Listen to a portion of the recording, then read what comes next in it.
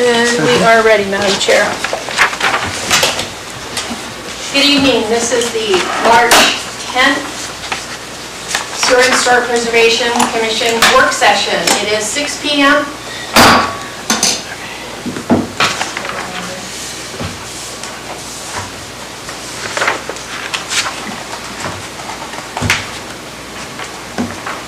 Do you take roll during a work session? No, we have a quorum.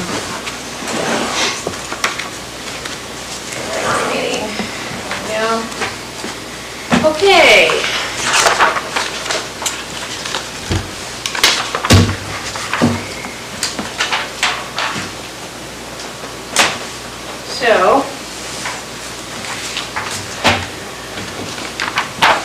So we left off with the land use table, which is the first portion of our work session. We have a draft proclamation. I was wondering maybe do that first, but it's real quick. Oh, yes. Oh, I don't mean to interfere, but I just... No. First page. Right. So, I guess, Madam Clerk?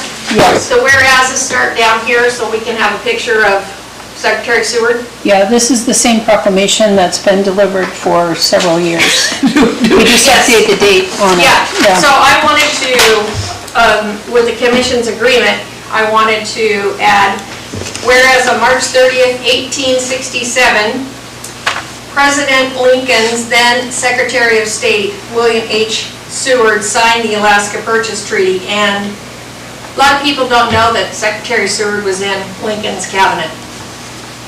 So for history's sake, I thought it'd be kind of nice to add it. Comments?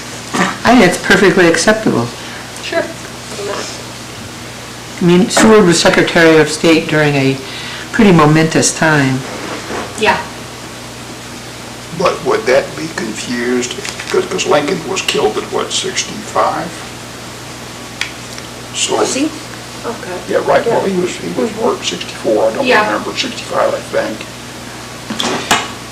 I'm trying to remember, I just read a book about him. But Seward he was still part of was in that. President Lincoln's cabinet. Would this make Seward the very And that's first what made him Secretary of Secretary State? of State. That's who titled him Secretary of State. And I know that Secretary Seward was injured in the attack on Lincoln. There was more. Yes, he was not, Yeah, there was more. the whole cabinet was set to be Yeah. assassinated. It was more than just Lincoln. My only concern is getting the wording such that it doesn't... Make it sound like Lincoln was still alive. At that point in time, see, because Lincoln was dead for 2 years when this happened. So you have to be, just word it such that it... Well, you could say something along the lines of, a member of President Lincoln's cabinet, which is a factual true, it doesn't really... How about a former member, does that work? I think it's starting to get too complicated. Yeah, it really is. But then, you know, if you said then Secretary of State William H. Seward, a member or former member of President Abraham Lincoln's cabinet, comma, signed the Alaska Purchase Treaty. I like that. That's factual, and it Yep. puts Abe in there. Would you mind repeating that, just so I can make sure I have And it? I didn't put, we could put former or not, but anyway, I said, Secretary of State William H. Seward, comma, former cabinet member to President Abraham Lincoln, Okay. comma. You That's don't want what, to say former cabinet member, because Well, it makes it sound like he's not even a cabinet member anymore when he's doing this. yeah, well, that was Cheryl's suggestion.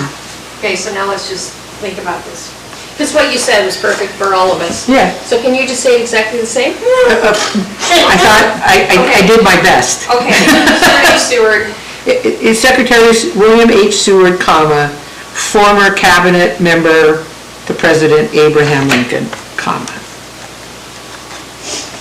I'm pretty sure that's Okay. that's 95%. That's exactly what it is, Yeah, right? yeah, that's exactly, he was a former cabinet Cabinet member of President Lincoln's, or, to, you know, President chooses their cabinet. Okay, I have that. If Is that good? so what, that can you good? repeat it, Madam Clerk? Then Secretary of State William H. Seward, former cabinet member to President Abraham Lincoln, signed the Alaska Purchase Treaty. Perfect. Yep. All right, cool. All right, great. Terrific. So other than that, treaty negotiated purchase of Alaska from Russia, Monday each year. So, still Madam Clerk, we've got the writing here so we can see his face, right? Correct. I like that. March Tomboulain, one of the founders. And the date will, unfortunately, the date that it's presented will be the 29th of March, Okay? even, so it's the day after Seward's Day, but, Oh, because, yeah, that's a Monday. And it's a holiday. all right. Oh dear. So, okay, I know, it's a holiday for you For guys. the city, yeah. Could you send out the proclamation, like the Friday before? Well, it'll be included in the packet that gets distributed the week before. So, anyone who receives the packet, which is a pretty large number of people. So, Okay. yeah. I guess a question is, why does it matter to people in general about this, whether Monday is a city holiday? Because if it's still, is this the date Because at Seward's that Day is meeting- always celebrated? Because the city council will not be meeting because it's a holiday. So So the- that's why it's the next Okay, day. so it Yeah. has to be The date of okayed Seward's by them Day, on that date. And it has, Gotcha. the proclamation has to be signed by the mayor, Okay. which happens at a council meeting. Gotcha. so it's going to say Seward's Day is on the 28th, but then the mayor signs it for the 29th. So, that's all. A little late. All right, okay, that's Okay. done. Now, moving on to our land use table. So, Director of the Librarian Museum, Director Saylor put together the conditional permit, the steps to it, the actual permit so we can see it, and then what's expected and how it moves through the system.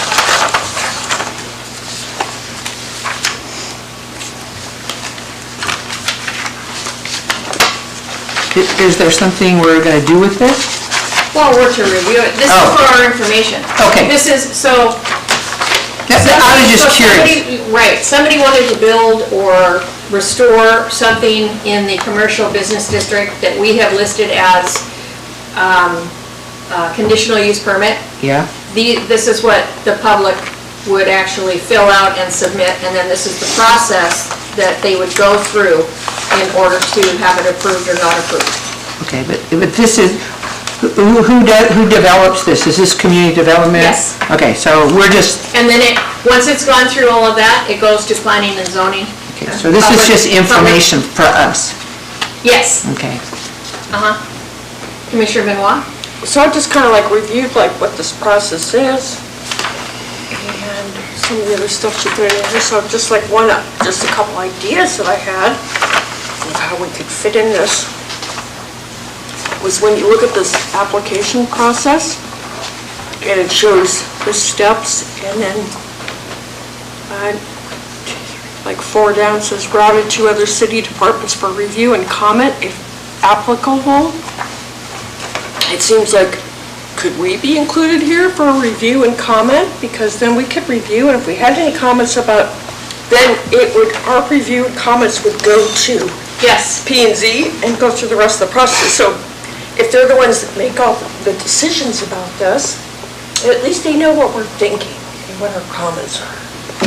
Well, we would probably just be specifically to the historic district, or, Well, that's all this is related to. This Okay. is for us. This is anybody that, if our historic business district boundary or zone is approved, all right, then anybody that wants to build or restore in there, according to the schedule that we went through and things that we said needed a conditional use permit, which, no, I understand all that. It's, I just hesitate to get involved in a process that is not really our purview. Well, anything going in the commercial business district is our purview. Is it? Yes.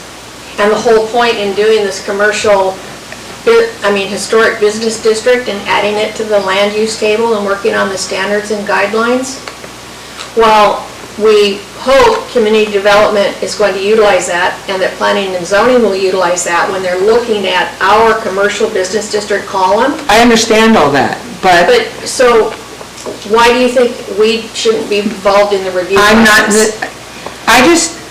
there's a process, and until we have our area approved, I'm not willing to step on other people's turf. This is moot until our stuff's approved. Right, well, that's, So this isn't anything we're gonna do right now. This is like, once the commercial business district has been approved, or we have to Not, redo it. depending. Yeah, and standards and guidelines are done, that's when this takes a place. And so my understanding is, it would be nice to be invited into. no, I'm not saying it wouldn't be nice. I'm just, I just worry that we're stepping into an arena that's not really been assigned to us. So do you think it'd be more appropriate then if, say, a property in our historic business district came before planning and zoning, that we, one or two, attend that meeting and maybe make comments then? That's my sort of approach, a little bit less routed to other city departments. We could ask something, to send it to us nicely, send it to us, or attend meetings. But when you look at the reason that we exist, I am concerned about that we're stepping into an arena that we haven't necessarily been assigned to. I just worry about the politics of the thing. Commissioner Benoit? And I understand exactly what you're saying. My thoughts about my comment was that if we in this table are saying conditional and saying people should get a conditional use permit, but then it's going to go to planning and zoning to decide on things, my thought was if we're part of this review process, it's a matter of trying to be helpful, because what if you are planning and zoning, you don't know anything about this stuff, and all of a sudden you get it, and now you have to try to figure it all out. Whereas we could be helpful and be like, hey, we took a look at this and we think that this is totally cool, or that you could do, according to our standard and guidelines, this simple thing to make this all work out. I would think that would make it easier for them. It would be a helpful thing, not trying to step on their toes, but trying to help the process. Does that make Maybe there's an sense? intermediary. Maybe we can be notified when one of these, comes forward.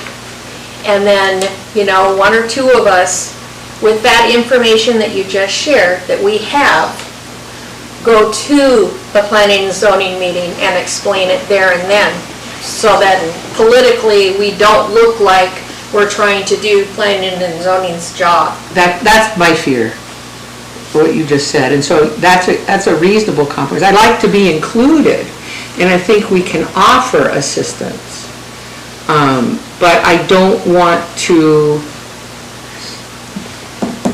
The process seems to be already established. Unless community development, we go to them and we say, could we be included? Looks like this process is, see, I'm not. Just notified when these things come Yeah. up. We've always wanted that. Right, and that's something that's a little more gentle and a little bit more. And we can still be helpful. We can still do exactly what you described, Commissioner Benoit, and then just go and do it in person. And I think in person is always good. I'm happy to attend those meetings anyway, having done it.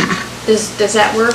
I think so. I just feel like, if you are going to require, or you're asking people to do something, So- then somebody else has to take on. But the point being is that so it Figure comes- it out. I think we should If it's notified and it's routed to other city departments for review and documentation, who's gonna do that? Well, the community development. Well, and send it to planning and us. zoning. Who's gonna do it here for us? Who's gonna do what? Oh, I see what you It mean. ends up the chair, or it has to come before a commission hearing.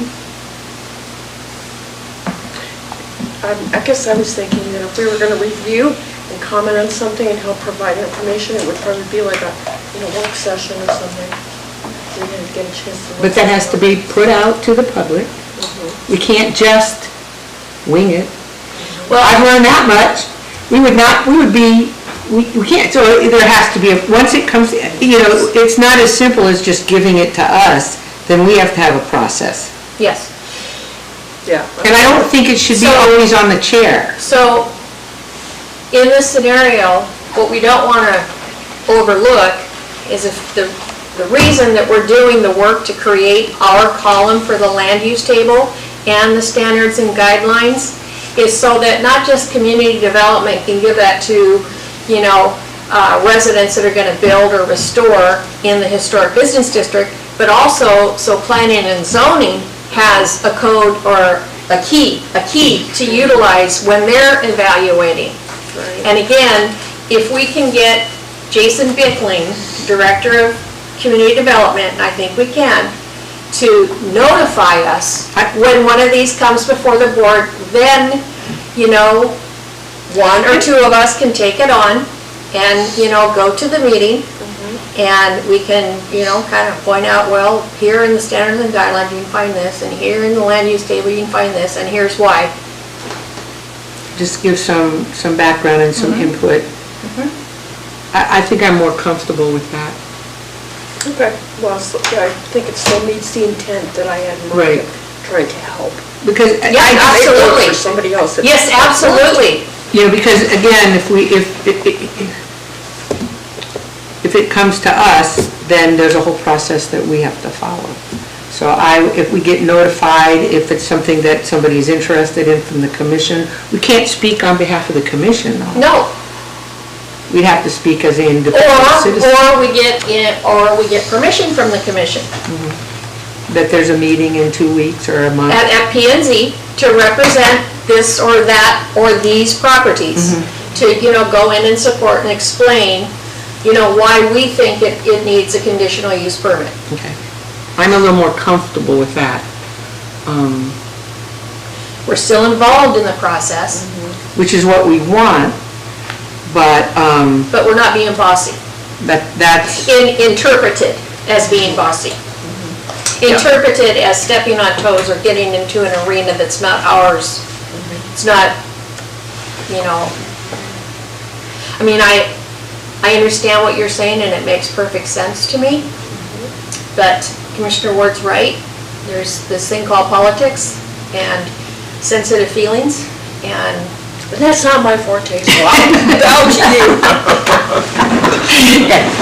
so I just think we have to just recognize what our role is. And maybe, if the new head of community development is open, but, that has to be real clear. And I don't want to usurp something that's not ours. And I heard that he does want to include us with planning and zoning. He wants good, clear communication and support. And that's perfect, and then he Yes. will be a perfect person to help us define that. Yes, That's the main thing, and I'm completely happy with that, and it sounds like we need to meet him. Because, sorry. I was just gonna say, because we haven't really finalized these in terms No. of are they going to be code or are they going to be guidelines? Are they, we've talked a lot about these and what role they're going to play. I believe And that may color how we It will. interact it will. with other, The whole idea is to create this and to do the land use table so that planning and zoning has something that they can resort to as a resource when they have to make a decision. in the historic business district. Then that makes sense. That makes logical sense. And that is something we will have to decide at some point. Our title is called Standards and Guidelines. Usually That can standards are the change. thing that you follow, and guidelines are the thing they're good to follow. Well, I'm You don't hoping, have to follow. I'm hoping that we will be able to make it something that has to be done in the historic business district. Well, that's another discussion. Well, it is. But no, but I It think. is. But that, to It me. truly is. To me, these standard and guidelines, whatever we choose to call it, however we choose to recommend they be used, is really gonna color our land use table. role in interacting Yes. with other groups. But it's, it's a great, So anyway, it's a that's, great resource for planning and zoning to, understand where we're coming from. Right. And definitions and things as such. right. And so, and I'm happy with your answer that if, if the city planner or the, the community development department is really open to us having input, then I'm good with that. I just didn't want to assume something that may not be there. That was all. Commissioner Lemaster, do you have any comments on this?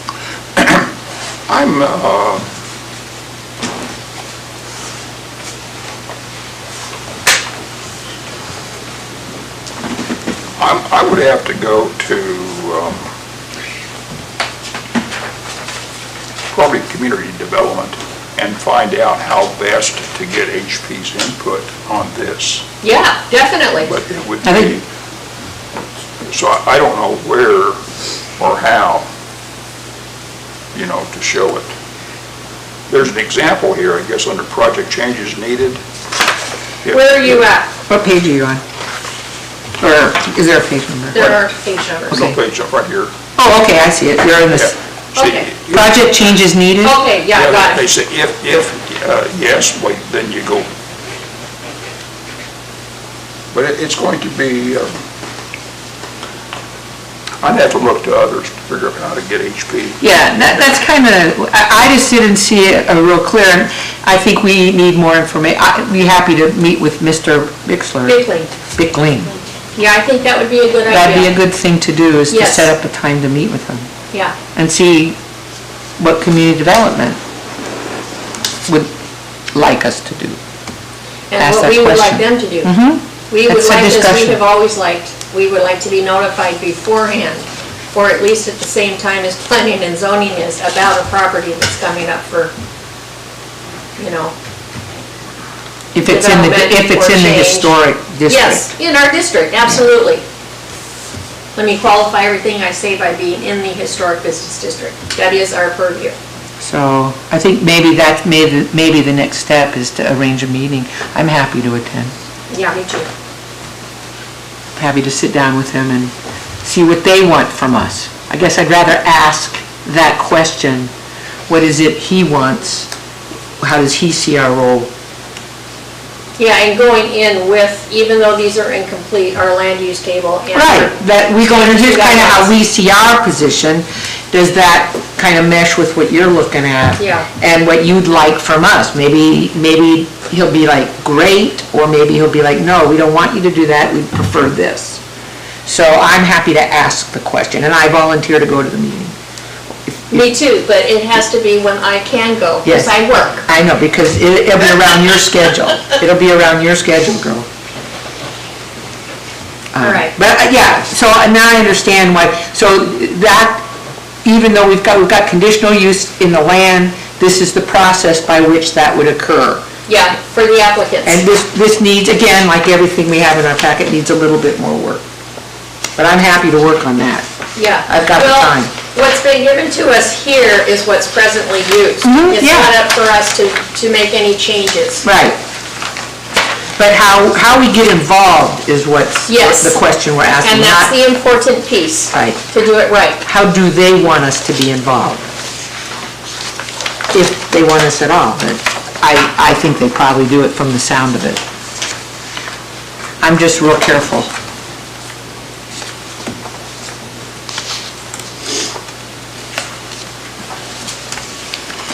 One thing I will say is that we are making progress. We have, draft guidelines, we've got a land use, and now we're looking at the conditional use. There seems to be a progression moving Yes. through this, so good job. On all of us. No, it's now making more sense to me. So, are we comfortable then moving on to our standards and guidelines? Sure. Okay. And that's- Sue, we left this at your edits, and I have a confession.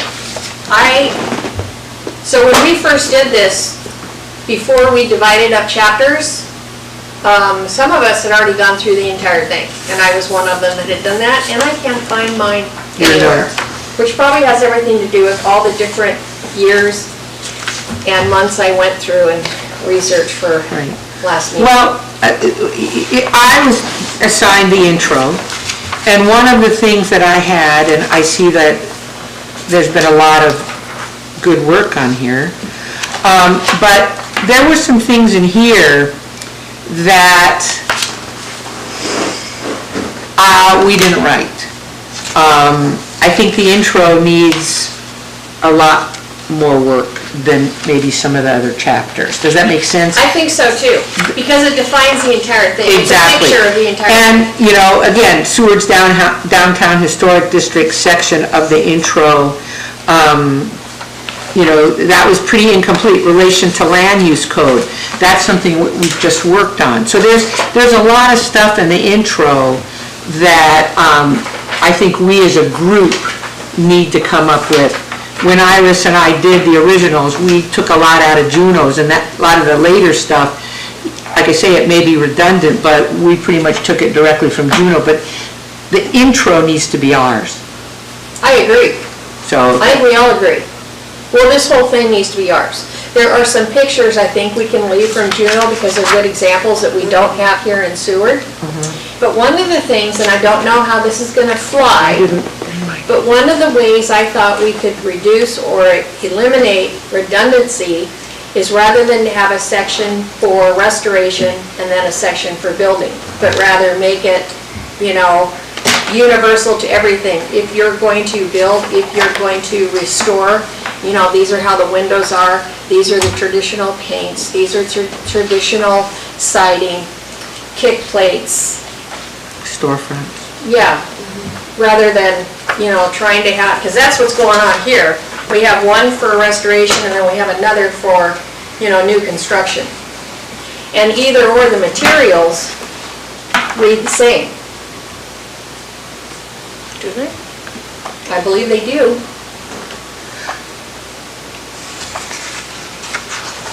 Right, there is a chapter for new, I'm just going through it real quick. Yeah. Because you have to, when you're doing this, and when we talk to Juno, you have to kind of consider all the things that could happen down there. I mean, there are some vacant lots, somebody could build a new building there. Well, I know, but that's covered in here, see? It just doesn't have to be covered under new construction. It's just, it has to abide by the same principles as reconstruction or, you know, refacing a storefront or... So how do you suggest that Okay, we so do Commissioner that? Benoit's like giving me, The eye. Well, I'm trying to think, like, to me, they're two totally different things, even though there may be similarities. If you're restoring a historic building, you're working with historic materials and you're repairing things whenever you possibly can. Sometimes you have to put new stuff on there Yeah. to fix it. But if you're doing new construction, you're basically, it's all new materials. So I think they're two different things. There might be some similarities, but I don't know if I could think that these two things are the same, that you put them all together in one chapter. well, to build something new, as well as to restore it, you're not going to put historic hung windows with original wood frames that are not going to stand up to the weather. So in that case, you're going to put in something new, but that appears historic, has the same shape, hang. And the siding that's described can be used either or. I mean, hopefully, you know, I don't know. It was an idea. All I'm trying to do is to reduce it, so it's not so cumbersome. Commissioner Benoit. I also had, I wanted to discuss a potential process, not necessarily for Yes, tonight. yes, yes. Because tonight I feel like we need to just continue on with what we've been doing, but for the future, I've been thinking like, how could we make this streamlined and efficient as possible?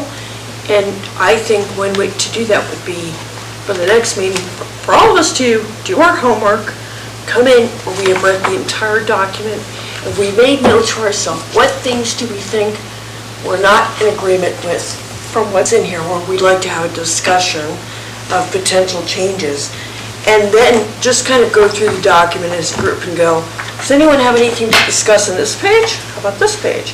Instead of going through line by line, just deal In with the meeting itself. Yeah, just deal with the things where we need to have a discussion and resolve something. That I think somebody- would go a lot Right. faster.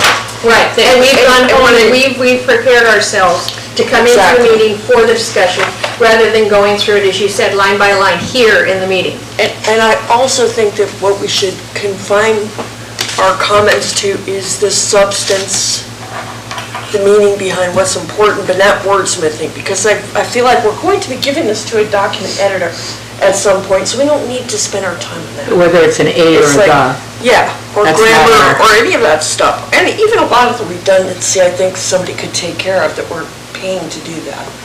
But we should, spend our time thinking about what's important, the meaning,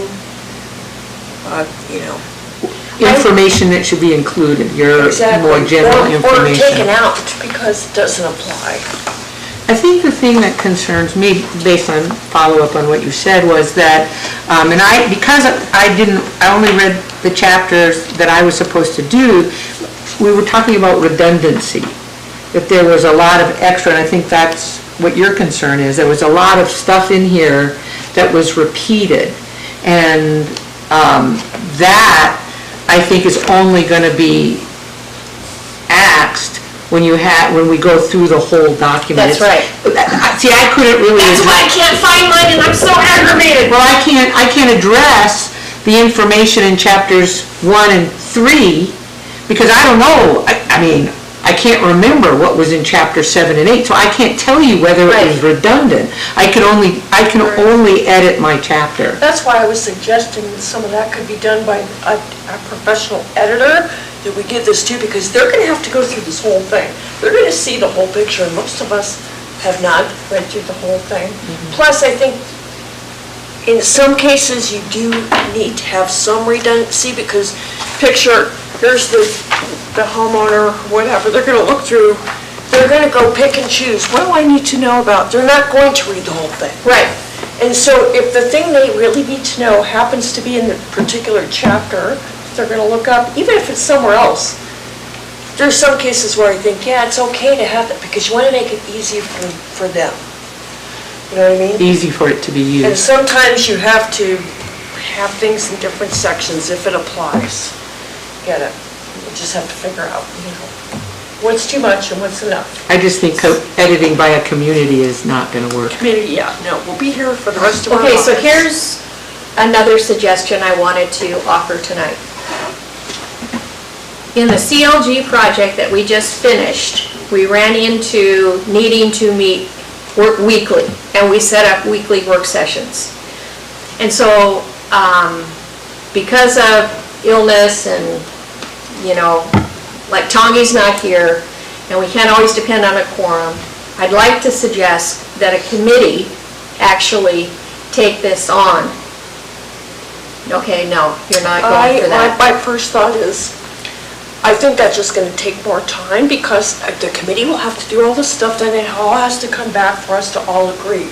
I'd rather just see us do our homework and come in and be streamlined in our work sessions and get this done. Because Not once a month, though. we all need to be a buying off on this and not just putting it on a few people to do.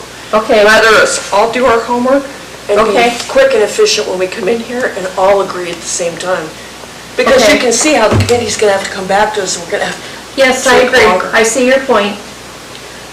But once a month is not going to work on this. as Commissioner Lemaster commented last time, we'll be doing this 3 years from now. I don't know if And we're I don't want to efficient. be due 3 years from now. If we're efficient, I think we could get it done, because I'm really not in favor of all these extra work sessions. Well, nobody is, Yeah. but I don't want to see it for 3 years.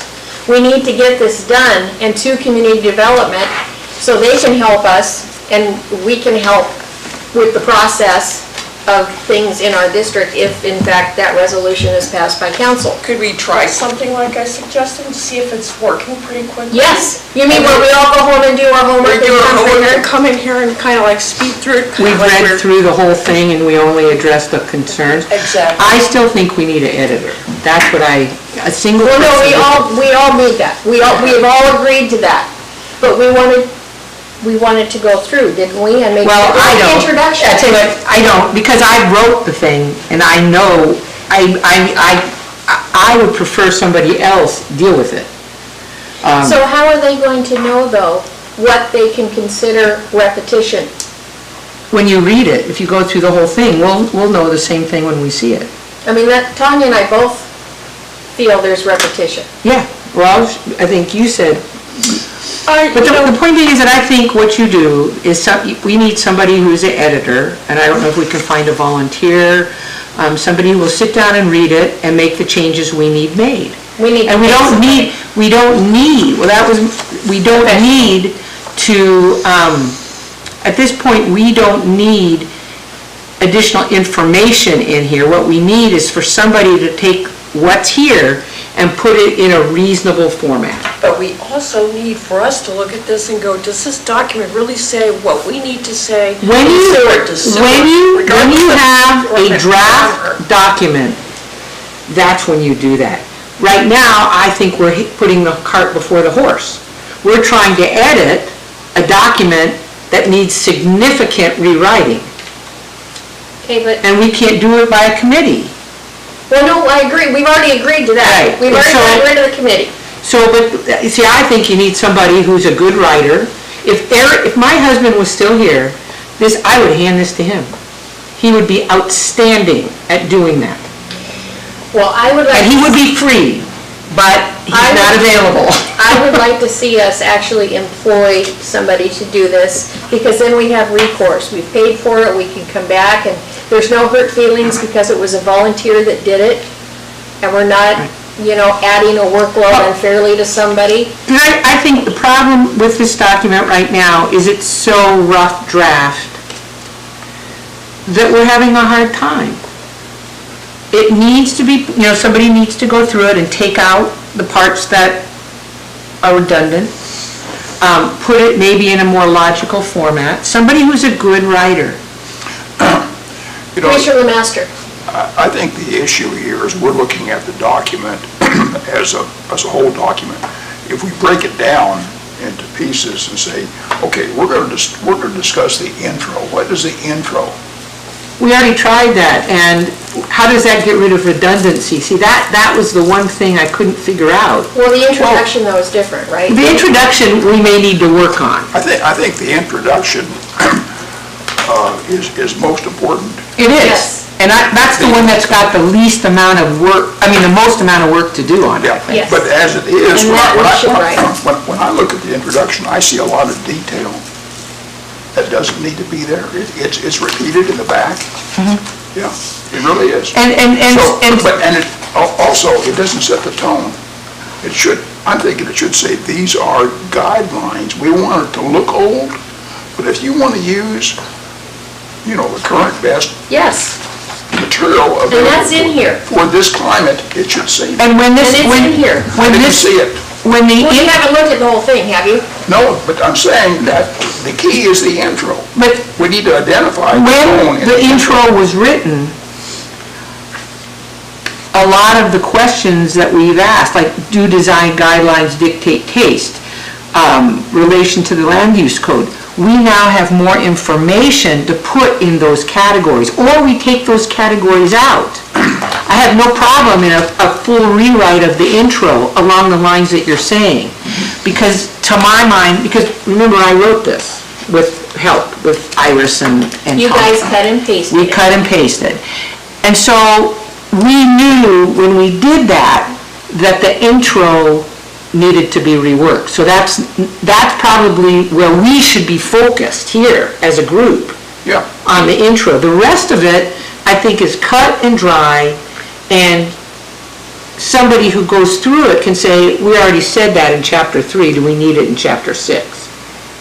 Yeah, but I think, back to how you look at this thing, if you look at the whole document, as, choke a horse, right?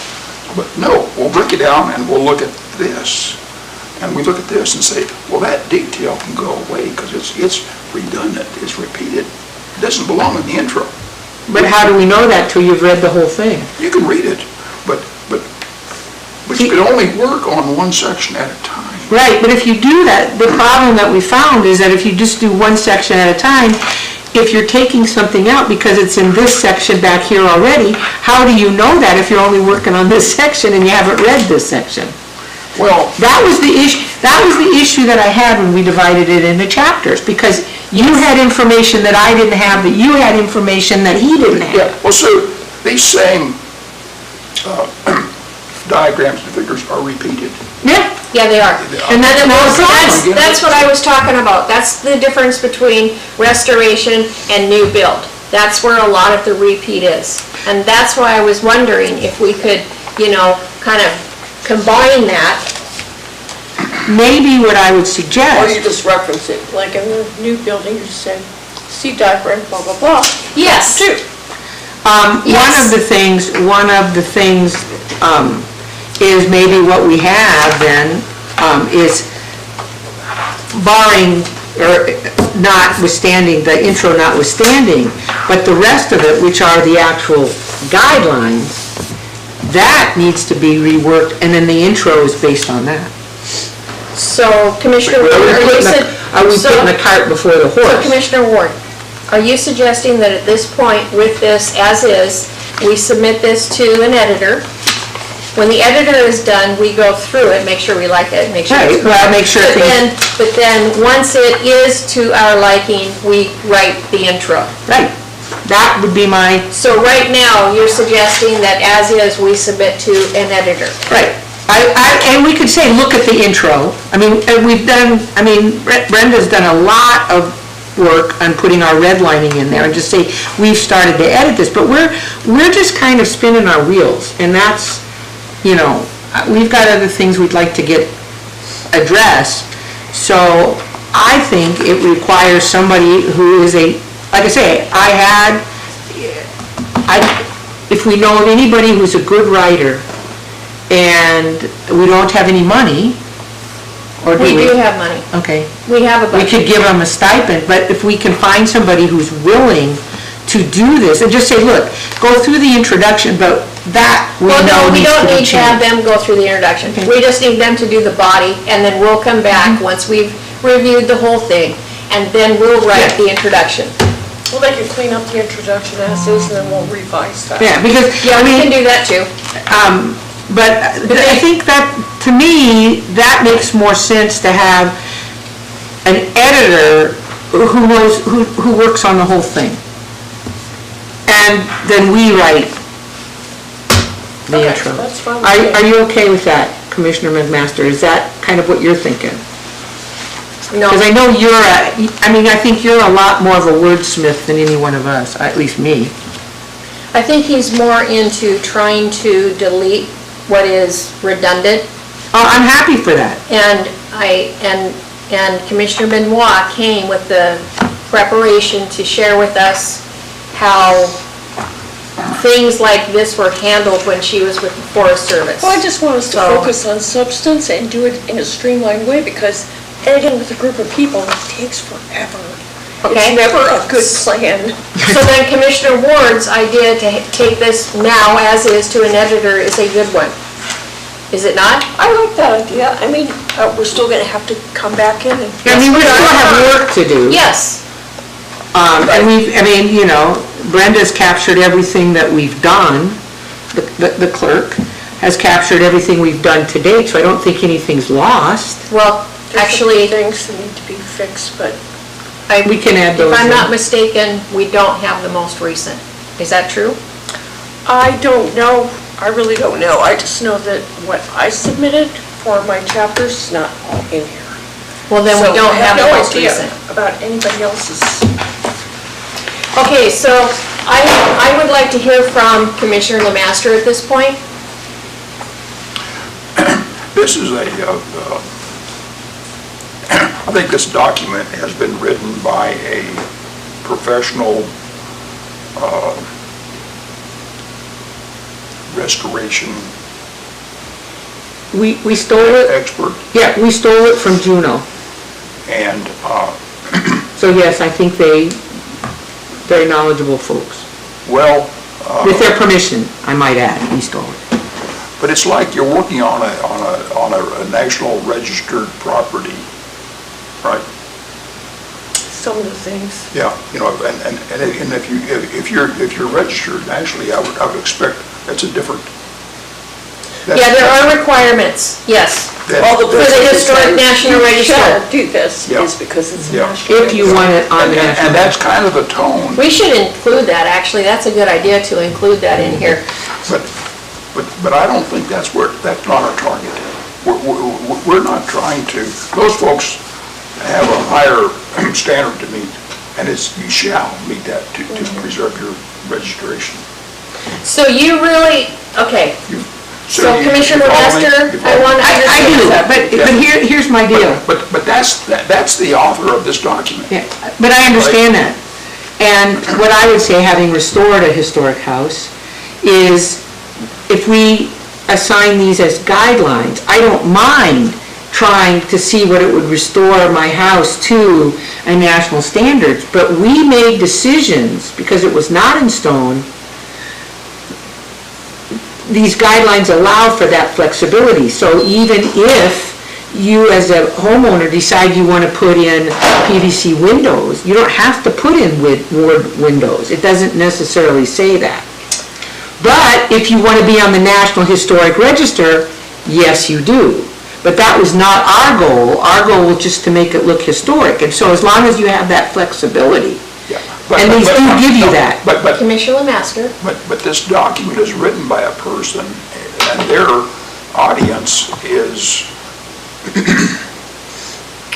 a building that has national registration, right? Because it says you shall, you shall, you shall. okay, so you don't, Commissioner Lemaster, you don't want this to be a standard in Seward, you just want a guideline? Well, we'll talk about that in a minute, but. Okay. But as the document goes, we're not talking to shall, we're saying recommended. If you want to use modern windows that look old, yeah, we're okay with that. That's in here. it should be in here. It It is in here. It's not. Yes, it is. Not in the sections that I. It is in here, I read the whole thing, it is in here. That's why I really think we need someone to edit it so that we have a final document, because we all have bits and pieces of this document. Nobody has the whole document in their brain, or we haven't edited it. And that's where we're running into trouble. We're each trying to edit it based on what we know, and we don't know the whole thing. Yeah, one thing, let's see, what was the question on? Standard? Standards, yeah. Whether this is gonna be a standard or simply a guideline. To me, it's a guideline, Yeah, pure and simple. It's a guideline. So, okay, we want this to work in conjunction with our land use table. And we have all these conditional use permits. And this is gonna be the reference for why. So that's still okay to have a guideline and not make it a standard in our district? I think that's a discussion, once we get this final, we can have that discussion. I think it needs to be more than a guideline, but probably not a standard. I don't know if there's a place, well, it needs to be. There's a word for that. I know, but it needs to be something that is strongly encouraged, but we're not gonna knock your building down if you don't do it. You know what I mean? Commissioner Benoit? Well, I know what you're saying. When you look through this document, there's all these things that say you shall do this, this, this, this, this, you shall do this and that. It's very It's because prescriptive. it's coming out of language, out of the standards for the National Register of Yeah, Historic it does Places that come out. says, you shall do these things. But the thing is, in your sections, you changed all the shalls to should. And I also did the same thing, because I thought, we're not Well, those, yeah. And what I'm trying to get at is there's a difference between standards that must be followed for National Register properties and maybe standards that we might come up with. Yeah, this is for Seward. One is a legal thing. It's not I for think. national, this is for Right, Seward. Right, and so I think there's some differences. And you know, what you do is you You don't tell, want to have shells and. you say to the editor, every shall is changed to should. And you do it, you punch the button on the computer and the Right. computer does it. Commissioner Lemaster? I put myself as an owner of one of these old buildings that we all love so much, right? And I guess if these were, you shall do this, I would have second thoughts about buying an old building. I think a lot of. Yeah, we have been concerned about that. We have been concerned about I would- turning I would- people off. I would We've not- also been concerned about causing extra cost. Right. Yeah, well, I think we're all on the same page, we want to look right. Right, well, and the point being is And we that want good information. when you're doing a historic building, you have to make trade-offs. There's gonna be some places where you're going to put the original stuff in because it matters. Over here, but you're gonna cut corners over here so you can afford to do that. You know, that's what you do.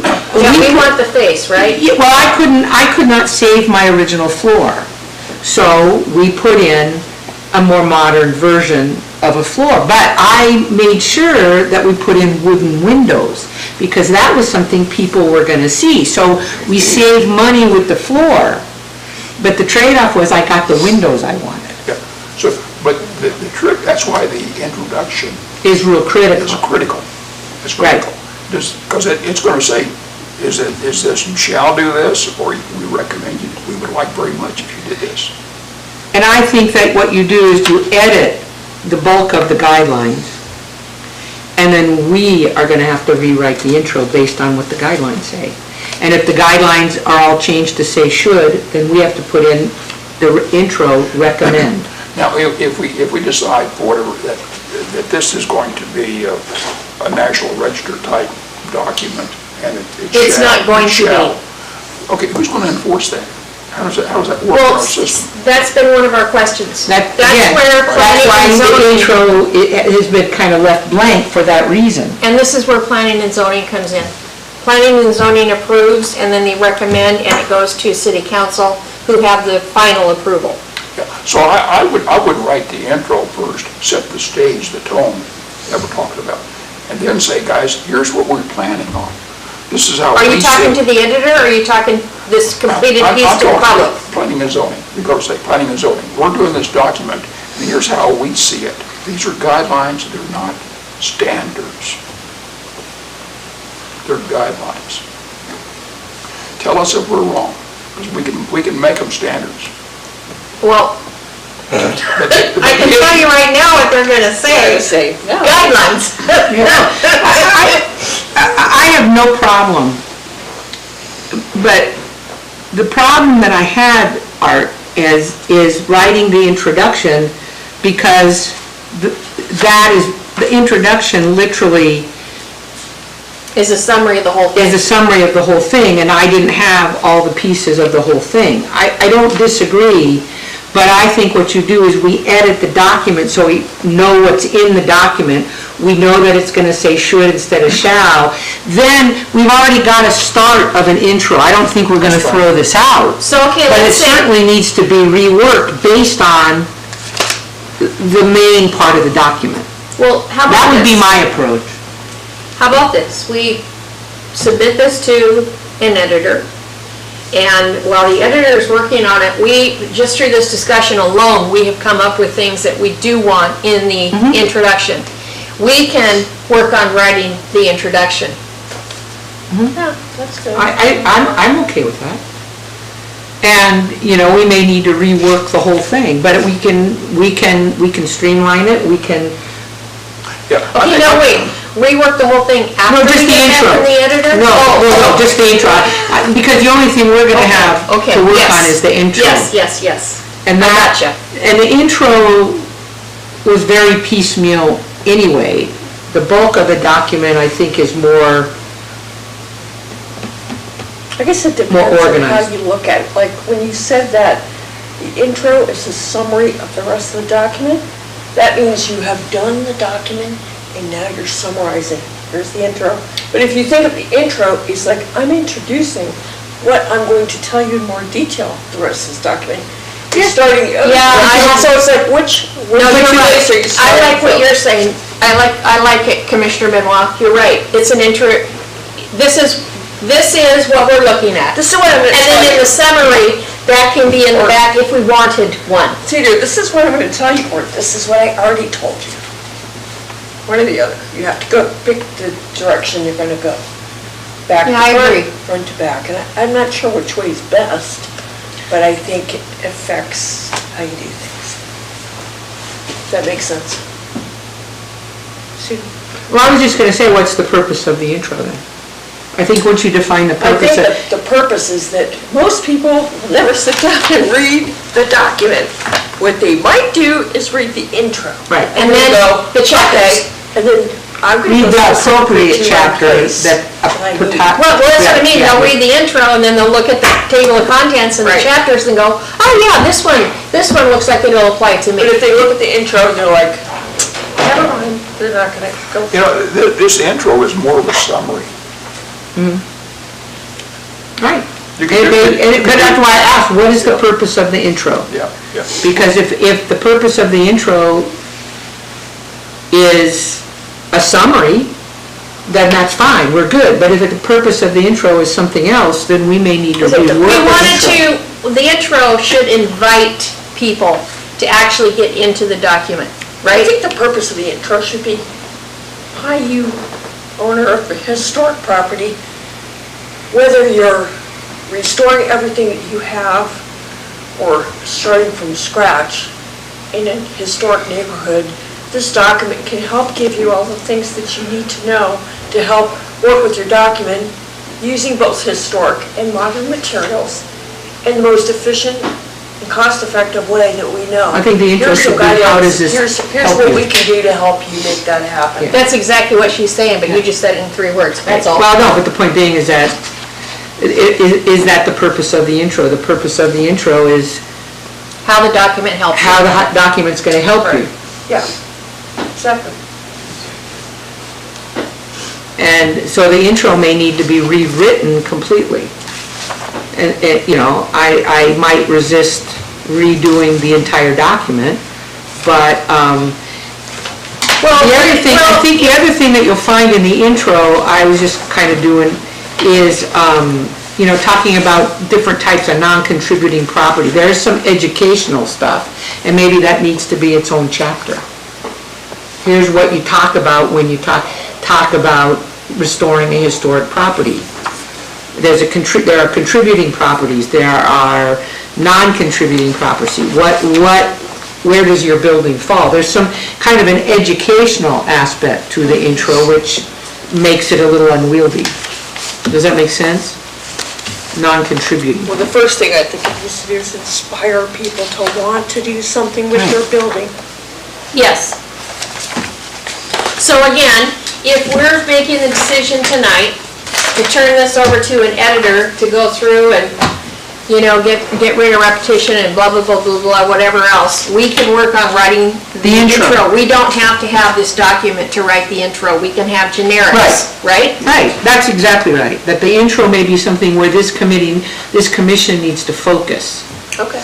And again, based on this discussion, the intro does a little of this, a little of that, and a whole bunch of something else, and it doesn't really draw you into the document. So I think that may need a major rework. How about for the next meeting, if we all do our homework, read the existing intro, go, of this, here's the things I think are good to keep in here, and here's things I think should be added, as far as ideas. And one of the things that... Concepts. I'm gonna start from scratch. I'm not gonna read what's here. I'm just gonna take the comments from this meeting tonight, and I'm gonna And do it think from in terms, think in terms of, you know, I'm a property owner, and this is what I wanna do, and, you know, and this is what this will do for me. And the only thing that we probably should do out of this meeting is decide what is the purpose of the intro. Then that will give you a focus to write your introduction from scratch. What is the purpose of the introduction?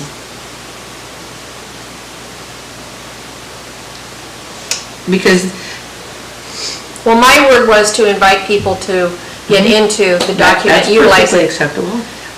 Inspire was the word that Commissioner Benoit used. Kind of like inspire people to want to fix their historic building and then go, and here's how this document can help you. So that is the purpose of the And intro. Commissioner Lemaster wanted to make sure that it wasn't a summary, but that it was a true introduction. I'm sorry, I forgot your name. I want to Elena. call you Selena. Elena. Yes. Yes. I think your intro has a lot of the things you've been talking about. I think the first two paragraphs are kind of like inspiring people. It talks about kind of why you should care about this. And then the third one says this document presents. So the third paragraph talks about what you're saying in this document. And I agree that if you send it on to an editor, I think that's a good idea because it's another party who isn't involved in all your discussions and that kind of thing.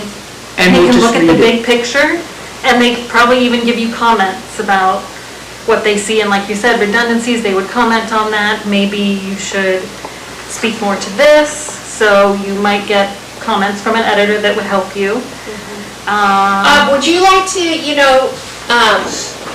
would you like to be our editor and be paid by us? She's like, are you You can zing!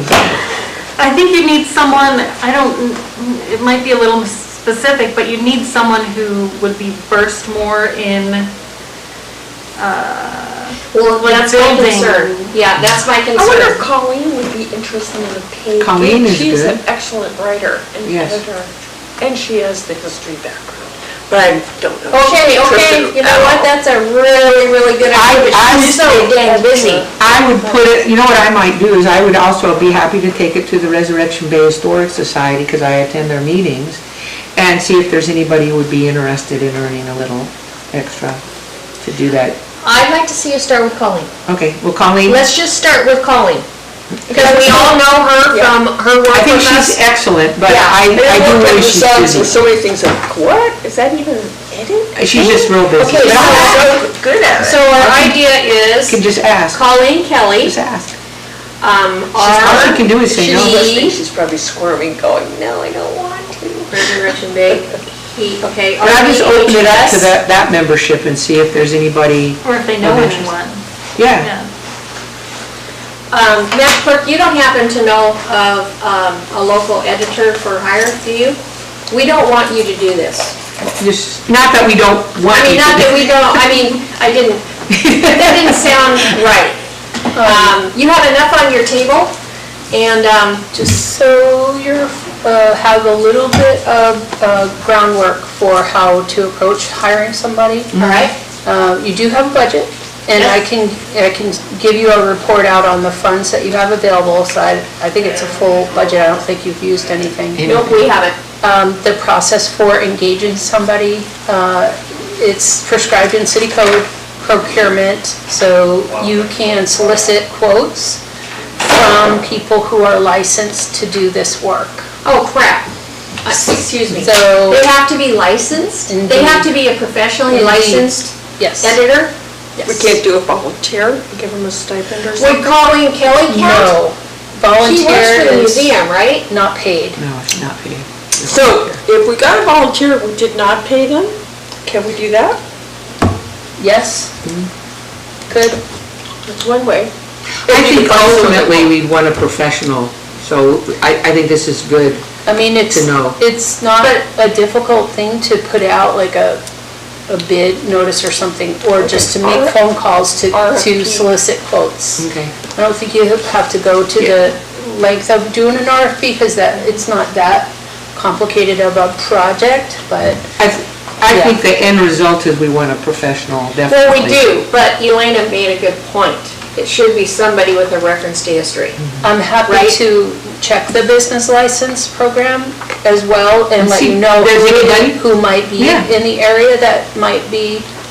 That would be about, or, you wonderful. know. Thank you, Madam Clerk. Okay. That would be outstanding. And then we can at least do the introduction. I do believe in the intro, there are some, what I would call educational things, maybe not, but it talks about structure of the design guidelines, how the guidelines apply, I guess all of that, criteria for replacing historic features. Some of that may be a good addendum, just as educational, like an education thing. Well, it's further into the document, correct? What, no, this is all in the intro. I know, but But I was just saying, there's some good information in there that we may not want to lose. That doesn't apply for the intro as we've defined it. oh, I see. But further into the document, which some of it may be. Yeah, Okay, that's all. I see. There's some good information in there, I just want it to be put in the appropriate spot that makes it useful. I think the intro is going to be slimmed down considerably. And Commissioner Lemaster went through and he crossed out photos that he doesn't think are appropriate in certain places. Well, some of them are Some of general. which I agree with and some of which I don't. And a lot of the pictures that might, by offhand be deleted because they're out of Juneau, we still want that concept to apply, and it's a picture which speaks 1,000 words, but we don't happen to have an example of that in our building in Right. Seward. And that's one thing I did spend a bunch of time on, is taking out pictures from Juneau, going around town trying to take as many pictures as possible. Yes. From Seward, but we don't have examples of everything. They don't have art, a lot of art, Juneau, I think, has a lot of art Deco, yeah. I know. which is just a different period, and we Yeah. don't have, I think part of the trouble with that is because the east side burned. Exactly. The east side burned in the 40s, so all those buildings are 1940 and later. So we 1942 and later. Yeah, we lost a tremendous number of buildings because of that fire. Urbox is the only one that was restored to its previous condition. But anyway, all those are historic now. Well, they are, but They're over 50 years. that means I'm a historic. Yeah, me too. But anyway, I think that's a really good compromise, because we're never going to get this document edited by this group. It needs to go to a professional, I think, or a good volunteer who can. I have one more suggestion. I would say that maybe you should think about, before your next meeting, what's the goal of the document? What's the point? Especially if you send it to an editor, and you want them to look at the big picture, you say, this is what we're trying to do, this is kind of what we want you to look for. What's the point? And especially like working at the museum, when you make an exhibit, that's like, what's your big idea? It's a big thing in museums. What's the point? What's the goal? What did you want the public to see in this display? And are we getting there? Well, that would be the reason for What's the having somebody takeaway? with a historic background do this. Well, I we mean, still need or to know the knowledge. point. We need to tell them the point so they Yes. can highlight that in the document. Yeah. To make sure that what's in the document, everything goes back to that original goal. Right. If it does not apply to that original goal, then what's it doing in the document? Right, so they're not floundering around themselves and all the redundancies. Right, and I think that's, Historic preservation. right. Yeah, but, I think the goal is to basically help people restore their historic building or build something new in a historic district as simply and easily and cost-effectively as possible. as possible, but still maintain that historic look. So historic I mean, we preservation. really are facade. Yes, that's the only thing that we're requesting is a facade. Yeah. So the goal is. Which we want you to includes on look top of the historic. building, they have to go, what is it, 60 feet back before they, like, put an apartment up there? Yeah, there's a Yeah, I know. definition Yeah, on- I know, it's all in here. And the alterations, and the thing of it is, some of those alterations are now historic. It gets really complicated. It might be ugly, but it's historic. But that's the whole point. The whole point is to make it feel and look the way our visitors expect. There's so much money For a in historic handout. tourism. It's a handout to the public who are interested in historic preservation, especially if they build or restore within our district. It's Yeah. guidelines, for I how you would do love- windows. I would for love to How have- you do an entry. For I would how love you to have do had this. Siding, I for would how love- you do a cake plate, for, you know what I mean? Well, I would love to have had this when I had my house. Eric and I researched everything individually, but this would have been a great starting point. I think our intro should define our goal. And the goal, I think. The goal statement should be the first thing. Yeah, and the goal should be focused, 50 or 100 years from now. We want, and I think is For it still to be applicable? yeah, and if it's done correctly, Seward will be Stand the test of time. will be a very attractive tourist destination 50 years from now. It is right now, Mr. Lemaster. Yeah, but we can enhance that. We can enhance what's already here, what God made, right? Yeah. These old buildings, if we do it correctly. Well, and one of the things, But that should be our goal statement, right? right at the beginning. Yeah. And one of the things that they talk about in here, and I can't remember exactly the term, but it's the period of significance. And so, one of the people's concern, when I talked to people about it, when I did presentations, Rotary was one of the places that this came up, was the idea is not to turn everything into Brown and Hawkins. There's a period of significance. So, and you define that period of significance so that, I would challenge anybody to try and take down Thorne's Showcase Lounge sign. That's kind of become a huge... Well, that's historic itself. Well, I'm saying, but people So we think... couldn't do that. People think that it's all about turning it into Disneyland, turning it into Brown and Hawkins, and that's not what this is about. This is about preserving Seward as is. And there will be some modifications and changes as we go, but we're not turning it into Disneyland. I don't want this to be Main Street. It should be about maintaining whatever. Yeah, whatever around it, right? Yeah. If the building is the 1940s, you don't want to make it look like Brown and Hawkins, you want it to look like, representative of the age of the building to the best of your ability. Which most of 4th Avenue between Adams and Washington Well, the has whole done. side of the street, east side of the street was built, most of it in the 40s, unless it was torn down, and it's later than that. but- Yeah, Urbox is the only one that was restored to its Burned down. previous condition. And I found an interesting fact about the arcade, the old arcade, the original arcade building. The U.S. Army tried to help put the fire out, and they wanted to try this new technique with using dynamite. Oh my gosh. So Sounds they like did. a bunch of guys wanting to. They did. They did, and you know Did what they they use did? it? Yes. Made more fire. And they spread the fire, they spread the ashes and the embers, and it burned the original arcade down, that 3-story building. Original arcade was done Wow. by the fire prevention group, Wow. because they used dynamite. Live and learn, I guess. But the whole idea is there is a period of significance. And that that may change, but there's a period you define that period of significance. Yeah. Okay, Commissioner Lemaster, I know the wheels are turning in my mind of yours. You want to share? Very small wheels.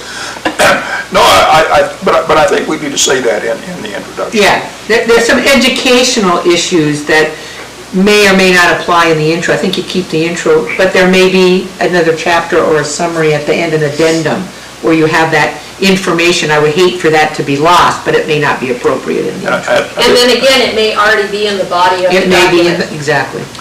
As a practical matter, it's going to be hard getting there, but that's the tone No, that we need to set. yeah.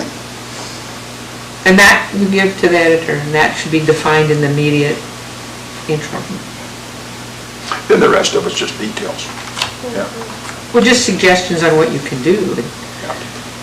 You can choose to do it or not, but we'll come down to So, like getting back to this editor, and we have to find desiring, somebody. and desiring that they have a sense of our history, which may be difficult for a paid editor. We find a cheap Doug Cat. Well, Doug he can kind of be long-winded. But if He's a He's calling telling a Kelly. story. This is not telling a story. Right. if Colleen Kelly were willing to do this, we need to think about how we could reward her outside of monetary value. Because we can't have her do Find that. somebody first and see if they'll do it, Well, what they would charge. Yeah, Brenda's gonna send us a list. Yeah, well, she talked about doing a procurement list, so we may find somebody that we can pay. I'm okay with that, if we Well, just me find too. somebody. Me too, I just want somebody to have some sort of a grip on, what it is we want, the whole purpose of this. Okay, Commissioner Lemaster, I see those eyes again, which means the wheels are turning. I think we need to find the right person. And it's more than a technical writer. Yes. The person needs some idea of Seward, and I think of construction. Because I would not be putting in, for this climate, there's so Yeah, much, I don't- there's so much in here targeted after that National Register. See, I don't necessarily agree that construction needs to be a huge thing. Technical writer, yes. But History, yes, but, But the audience is the building owner. That's the audience. right. So That's it right. should be focused. Somebody like me. On that owner. Yeah. Somebody like me. And I don't need construction, I'm assuming whoever I hire to do it's gonna know what to do. But I will It's always be good. making a decision. Always a good idea for you to have some clue, because Yeah. they could really take you off into Never Never Land. I've remodeled before too. Yeah, well, Okay, so we're going to wait for Madam Clerk Baloo to send us possible paid editors. and we'll use the city process if that works. And are we also going to go ahead and pursue a volunteer like Colleen Kelly I or think not? all of the above, yes. Okay. And we're also going to all look at the intro and see if we can come up with ideas for what should be in there. Okay, and so that will be for next meeting, work session. Okay, standards and guidelines intro. Any other comments, ma'am? Thank you. Yeah, good, Good suggestions. thank you.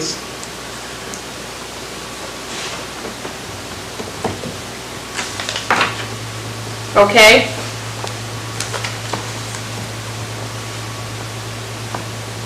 Well, I'm encouraged because this means it's not going to take 3 years. It's already taken me that long to get it to here. And I would just like to thank the city clerk for all of her hard work in capturing what we put in there, so that's very much appreciated. Looking through it, you can see all the work. Thank you.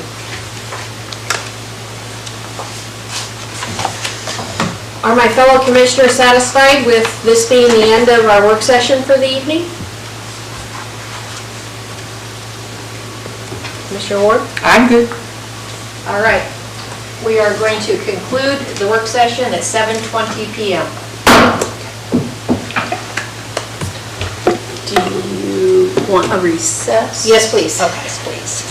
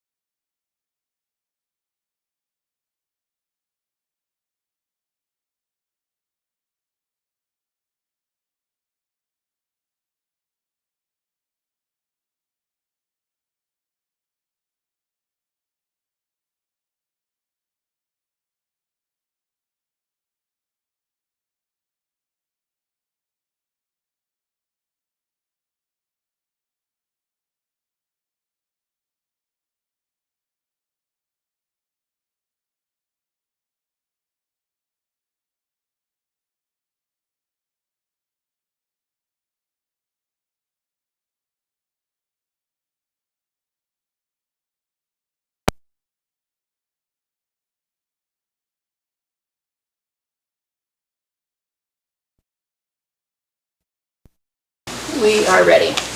Good evening. This is the March 10th Seward Historic Preservation Commission meeting. We are beginning the meeting at 7:30 p.m. I'll do the flag allegiance. I pledge allegiance to the flag of the United States of America and to the republic for which it stands, one nation, under God, indivisible, with liberty and justice for all citizens. That's my personal thing. It's all. Madam Clerk, can you take roll? Tonight's roll call, Walker is excused. Ward. Here? Lemaster. Here. Benoit. Here. Lebrecht is excused. Chair Cease. Here. You have a quorum. Thank you, Madam Clerk. Do we have any citizen comments? I don't believe so. We do not. Okay. I received one on February 22nd, 2022, so I'm going to read it. It is from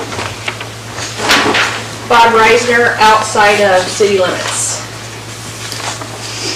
Back around 2:15, a state of Alaska worker, Stephanie Presley is aware who it may have been, received a letter from a local citizen concerning issues about Japp Creek, J-A-P-P Creek.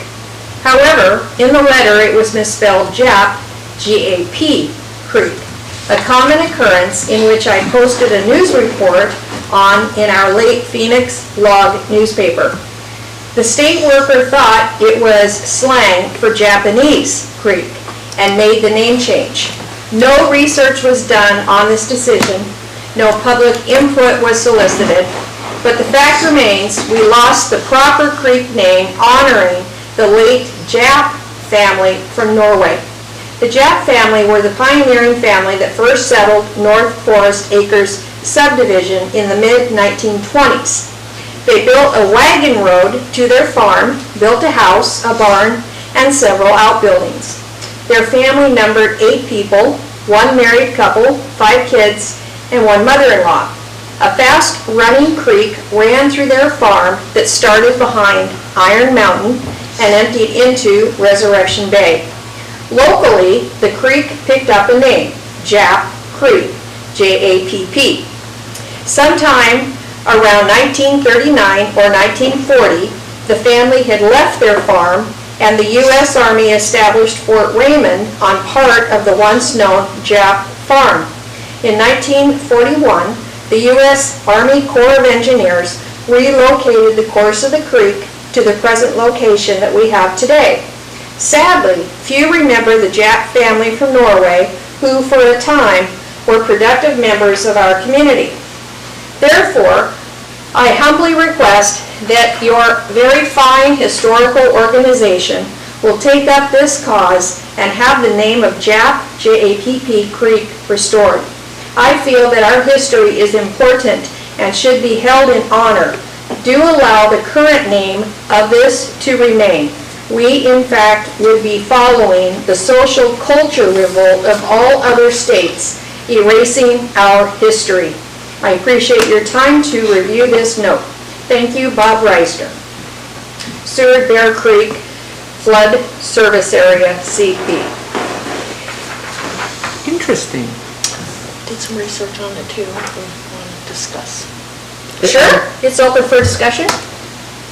Okay, so after I read that letter, I'm like, well, who is responsible for naming things or changing names? And so what I found, it's the U.S. Board of Geographic Names, which is part of USGS. I had this printed out and I forgot, so now it's on my, looking at on my phone. And so what I found is that to do that, proposals to change the name of a natural feature can be submitted to them, but there must, however, be a compelling reason to change it. The board's responsible by law for standardizing geographic names throughout the federal government and discourages name changes unless necessary. Changing a name to correct or reestablish historical usage is not, hold on, is not.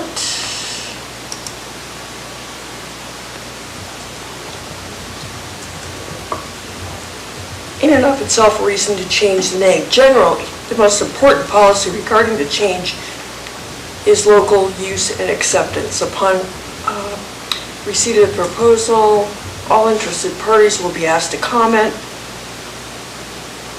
And, let's see. There's this one part that's missing that was important. For some reason, I can't see it on here right now, but it was basically, they don't just change it unless there's a really good reason.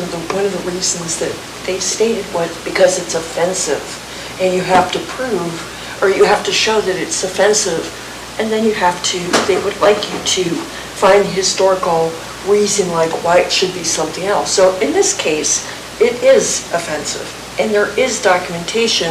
If that's true, we'd have to research it about the Jap family. So it sounds like we have all the things that we would need.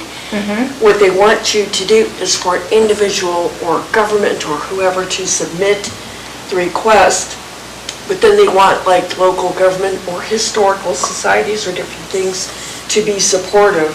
So my thought after reading all this was that, was it Bob? Bob Wisner. That he would be a good person. He has all this information to submit the request, and that if he has some documentation, we could research and go, is that stuff all true that he said? And we could write a letter of support that could be sent in with his request to help make this happen. And I think it meets the criteria. That's interesting, because we changed Dairy Hill, which was a historic name, street, to another name, and that was done here in the city without any... But see, that's a street name, which is, the street names are come up with by the city. Oh, Jap Creek. Oh, okay. Geographic features. Okay. Are go through these guys. Thank you for clarifying that. And I would just like to comment, the J in Norwegian is yap. They don't pronounce, they don't have a J. Okay. So Jap Creek. if they were a Norwegian family, it would be yap with a double P, so. Thank you for that. And you cannot have a name that is named after a living person, but it sounds like this family are long gone and Yes. not living anymore, so I think that's still okay. So, one thing we might consider, since we're so good at historic signage, is that we might put a historic sign, if we get this approved, explaining this, and also that the Norwegian pronunciation is very yap. Yeah. Which would take away the sense that they're, it was a slight against the Japanese. That's why they changed it to Japanese Creek. So I would suggest, instead of us just taking that whole thing on, that Bob basically is the person that submits this, and we can do the research and work with him to find out what he has, or do some research ourselves and support him with a letter and see if we can be helpful. Is there a form available that we could give to him? There's stuff online, yeah. Okay, so if we could get a form for him. We could send him a link and the facts and all that kind of stuff. He's a little computer illiterate. Well, I'm sure we could probably. This is why this is send it to him. Yeah, we could do that. We could assist him Yes. in making the application. Okay, Commissioner Lemaster? Here's the wheel turning. Yes. I think we ought to do the work for him, and then run it by it to make sure it's correct as to his knowledge. We research it, and we prepare it and say, here's what we're doing, Bob. Does this check with what you know? Right? And then we ship that letter off. And copy him. Well, he has submitted this to us with the request that we take it on. Well, we could take it on. But See what I- he has. Yeah. Given the computer situation, I think we ought to do the work for him. I think that's a great suggestion, and we're pretty good at it now. Yeah, yeah, I guess that's true. Maybe he doesn't have the computer. I know what it's stuff like not to put have a something computer. together. He has knowledge of our local history for a long way back. Might So be Donna enough Walker to- does too. So we need to tap into those That's folks. what I was gonna say, record. Okay, So what are we going to, write him a letter or sign this to somebody, or if we're gonna take it on? I can write the letter and do the paperwork, online or whatever it is. But in terms of research, that's something that I would need. Well, he sounds like he has done a bunch of it, and has something, that's why I'd start with him first and find out, how do you know any of that? What does he have to back that up?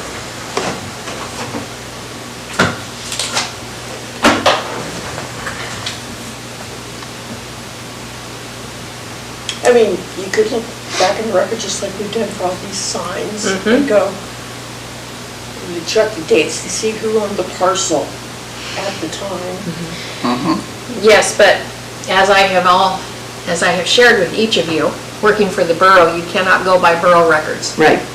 No, we just go through, like, I don't remember where I was now, but the historical records where I looked up everything from like when Frank Boleyn came and divided all his land up, and you have to kind of go from there. Yeah, and like Mary Berry's. Yeah, blocks, and kind of move forward, and then review all the handwritten records and try to see what happened next, and then what happened next. That's what I was doing. Okay. I'll contact Bob and find out if he has any material evidence. So you have any concrete, like if he's got photocopies of anything? I kind of doubt it. Yeah, think that's what it's I would aspirin. think too, but we might as well ask, if he's already got Yes. it, it gives us a starting point. Yes. And that's something we could bring up at RDHS. And someone may have. Somebody may know, I mean- On a document, if we could find a document That's a good idea. dated in that time frame. Do you want a copy of this, or do you have a copy? It was in our packet. Okay, good. All right. Because I attend their meetings, so I can ask. Everybody knows the Yap family, and, what's the date? Was it, they changed it in World War II? Or the Army did? No. 1940s, or? I'm interested in the He's family not- itself. Let me see. He doesn't have a date for them, for Okay. when the change took place. He just begins in the 1920s when their farm began There's a and the farm. subdivision, Forest Acres, began as part of their farm. So, Yeah, Louise Manthe had property out there too. I was but the records in that Yeah. area are not real clear. okay. The railroad ran through We her have property, no so she must have oh, made some money. Sorry.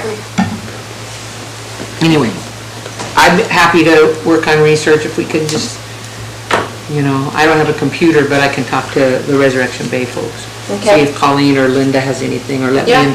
They'll let me in. Or Mary direct. Berry, going back through her books. Ooh, I got those books. I will go through Mary Berry's book, because I have all three. Because, just maybe. She might be in there. I'll look that up. Thank you, Commissioner Ward. I'll do that. And thank you, Commissioner Lemaster, for your willingness to write the letter and submit it. Okay, we have no proclamations or awards.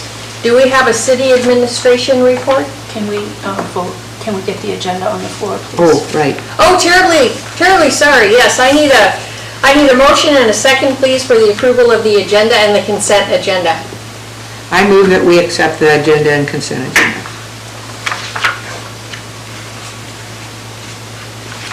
Need a I'll second? second. Okay. And so the consent agenda is approve the minutes. Yes. Okay, so And- did you just say we just approved the minutes by doing We have that? to take a vote. Well, we can discuss now and we can take a vote.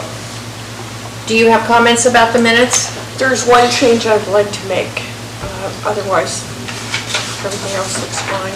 We can remove them from the Okay, where? consent agenda. Pardon me? Remove them from the consent agenda. Remove the minutes from, Yeah, if there's something that, if you're not going to approve them on consent, unless it's a typo, then you should just take them off consent and then, all right, Discuss it? so what does that mean? Do I take away the motion from the floor? Nope. And remove them? Benoit just makes the request to remove whichever set of minutes from All right. consent. Which set of minutes are we talking about? Let's see. It is the minutes from, The regular meeting or the special meeting? Are we talking February 10th? Or February 10th? I guess both meetings were February 10th. Yes. okay, let me just make sure. I think it's the special meeting. Let me just make sure. Okay, call to order.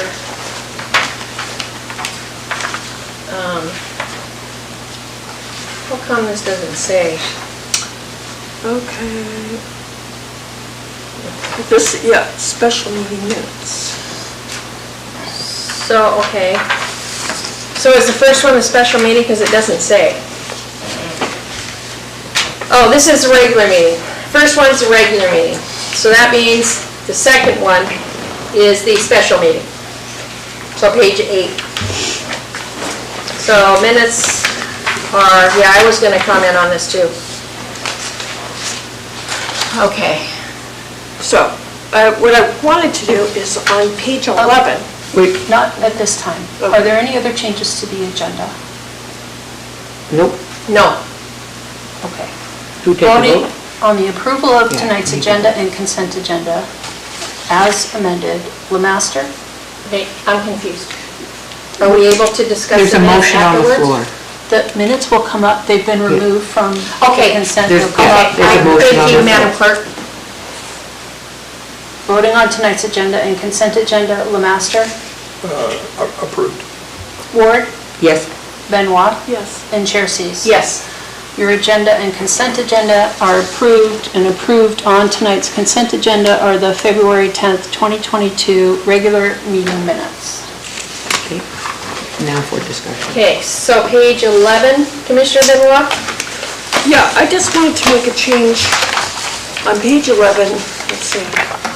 It's basically the last two sentences, which were, Okay, I'm sorry to interrupt again. We have to go in the order of the agenda. Okay, I'm So- sorry, so what does that mean? So Because the we took next these item off. on the agenda is the proclamations and awards. So when do we come back to the minutes? When you get under other new business items after the resolution, Okay, all right. that's If the you'll order prompt of. me, please. Okay, there are no proclamations or awards. There is no city administration report, but I do have a chair report, which I made a copy of for each of you because it's long. All right. At the February 10th, 2021 special meeting, there was no audio. It was explained to us at the time that IT would dub in the sound following the meeting. There were 8 people watching the meeting via YouTube. Because they could not hear the meeting, they were not, if they wanted to, able to make any citizen comments. I went to the Seward Journal so that the public would have our side of the story, since they were not able to hear the bulk of the meeting. In the future, if the audio is not working during the meeting should end until or unless the audio can be corrected for that meeting. Otherwise, it should be rescheduled to another date. I believe Robert's rules require an open forum before the public whenever a board or commission has a public meeting. Bullet point 2. During commissioner comments, I will be rereading my statement into the public record regarding the unauthorized solicitation of funds, since there was no audio at the special meeting on 2/10/22. Bullet 3. The annual CLG report for 2021 has been submitted 3/3/22 to SHPO, and there is a copy on file at the library or online. I also have a copy with me should anyone want to quickly review it. We also received an email reply from Maria Lewis from SHPO acknowledging its receipt and a suggestion that we attend a CLG training meeting on June 30th, 2022 at 1:30 to 3 o'clock. Each of you received this email and my reply as a laydown. I would like to thank Commissioner Benoit for her invaluable help in writing the resolution we will be voting on tonight to keep the donors' monies for the purchase of historic walking tour maps. This resolution is the result of the 2/10/2022 special meeting regarding the solicitation of unauthorized funds. Bullet 4. I received an email from Doreen Lorenz regarding the state's correction of Benny Benson's age when he won the Alaska Flag Contest. It was thought and reported that he was 13, when in fact he was 14 years old. Little piece of knowledge before we go about putting our history together for our signage for the Jesse Lee Memorial, I hope. Wow. Special meeting notice. On Monday, March 14th, 2022, this coming Monday, at 6:15, there is going to be a meeting of the Committee of the Whole, Jesse Lee Home Site. I plan on being there, and I invite any of my other commissioners to join me if they're able. We know that Commissioner Lemaster will be in Italy, so he'll not be able. My guess is that where we're at is still dealing with the ground in removal of asbestos before we can do anything regarding any park or memorial, but that's a guess. I plan on being there so that I'm abreast, or we're abreast, of where we're at in the process. Next bullet. I would like to save staff time and printing costs of providing our commission with printed packets for each meeting. If you do not wish to receive a paper copy of our packet, please let Chris Peck know so that we are not wasting valuable resources.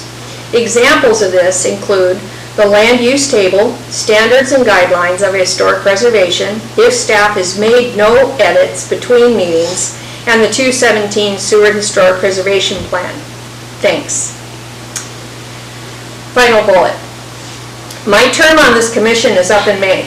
At the Monday, 2/28/22 council meeting, Planning and Zoning Commissioners were named for the open spots. They voted out Tom Swan and Gary Cease, who are two seasoned and experienced commissioners, and appointed two new commissioners, leaving one seat open.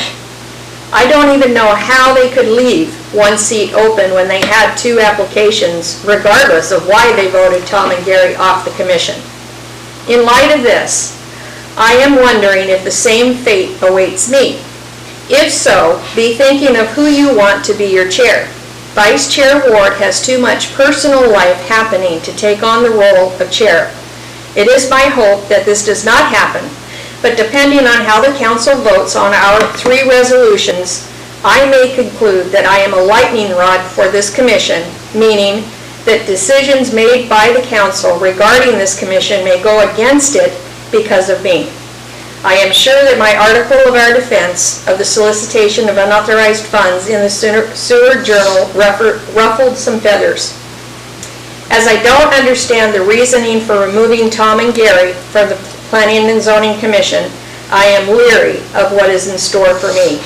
In all honesty, my position has become very draining due to the politics of serving the city and the public, combined with the amount of work that I do behind the scenes. That completes the chair report. We received a response, which I believe, do each of you have this? The response from Maria Lewis with regard to the CLG? I saw it, but I don't know if I have it. Okay, I'll just read it.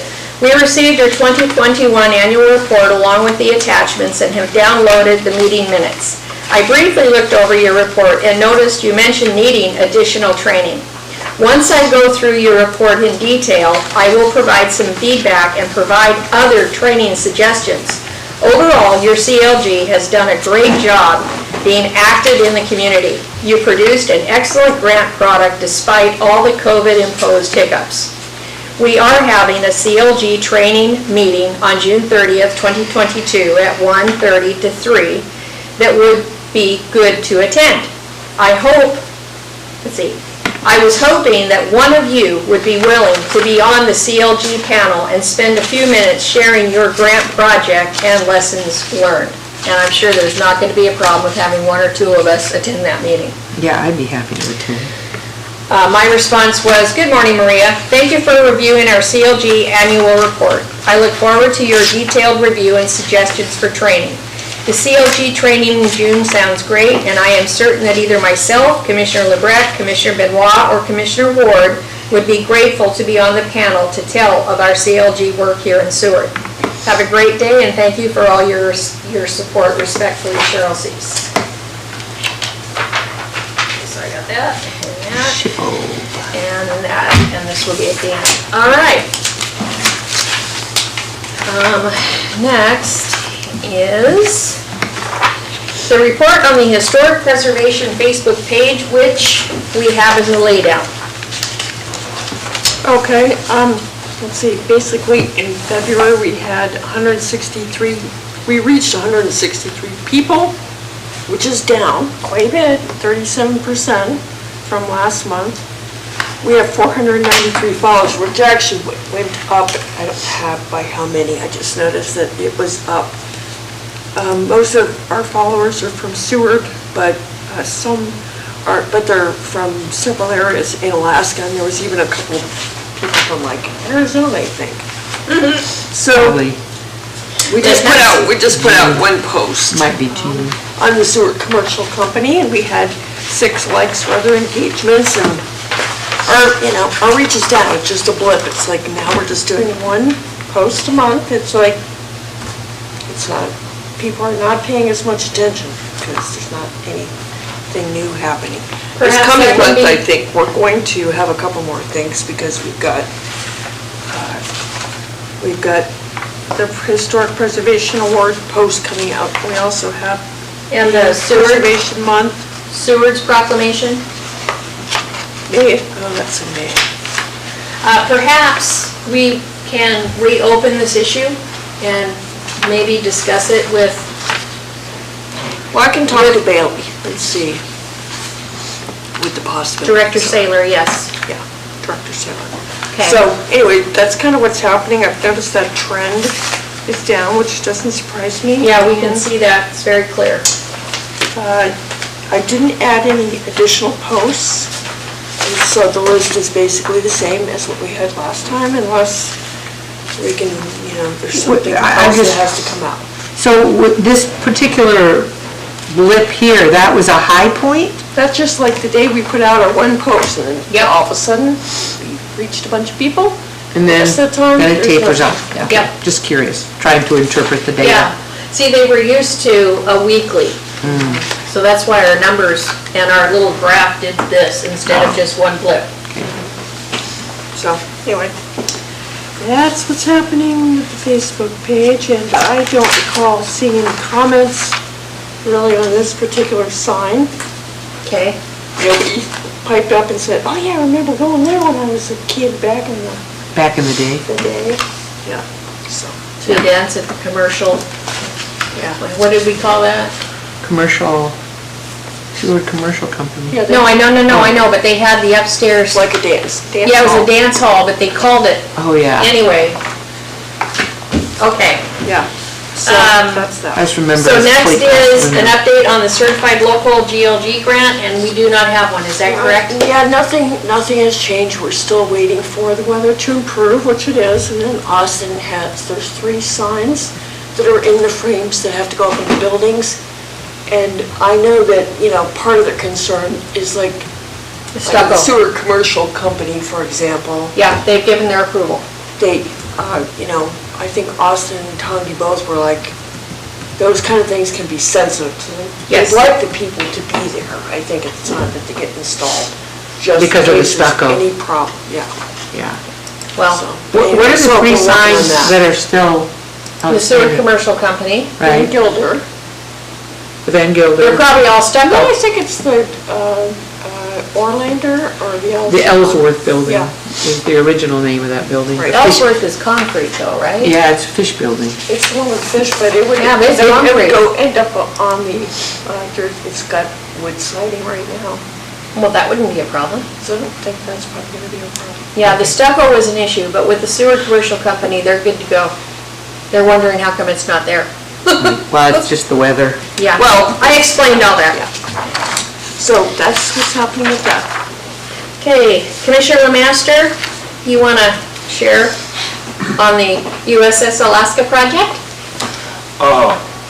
Wayno sent me a text here, let me bring it up, and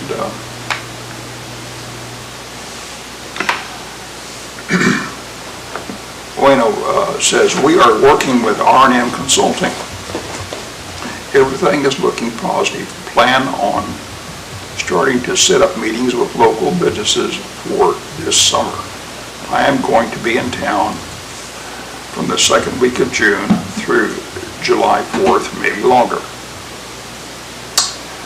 He says, "I am watching. Say hello to everyone."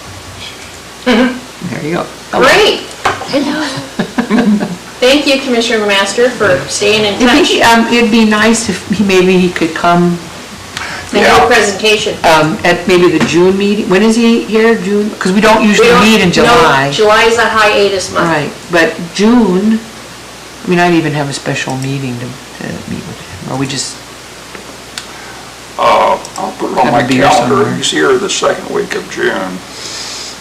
Well, the second week is the second Thursday. yeah, that would be a regular Yeah, meeting. yeah, and we'll, he has an invitation.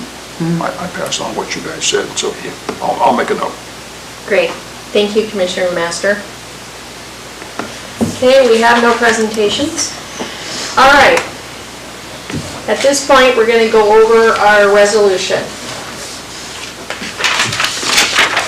The city council?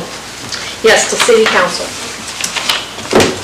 Okay, I'm still in the minutes. Okay, here we go. All right. I'll read it through, and then we'll backtrack if there are questions or edits that you request. We need a motion and a second to put it on the floor. Okay, I need a motion and a second, please, to put the resolution on the floor for discussion. Can we read the title first? Yes. Resolution 2022-003 is requesting City Council authorization to retain and appropriate private donations to CLG Grant 20005 Seward Historical Tour Public Education Signage for the purpose of the purchasing additional walking tour maps. I need a motion and a second to discuss. I'll make a motion to discuss Resolution 2022-003. I'll second. All right. The first whereas. Well, before you go, it looks like there's an extra dot in that sentence about the resolution. The purpose of purchasing additional walking tour maps, we could take the purpose of the purchasing. Okay. All right. All righty. Okay. Whereas the FY 2020 HPF, and by the way, as I quote resolution, these are taken off what Clerk Ballou provided in the special meeting packet.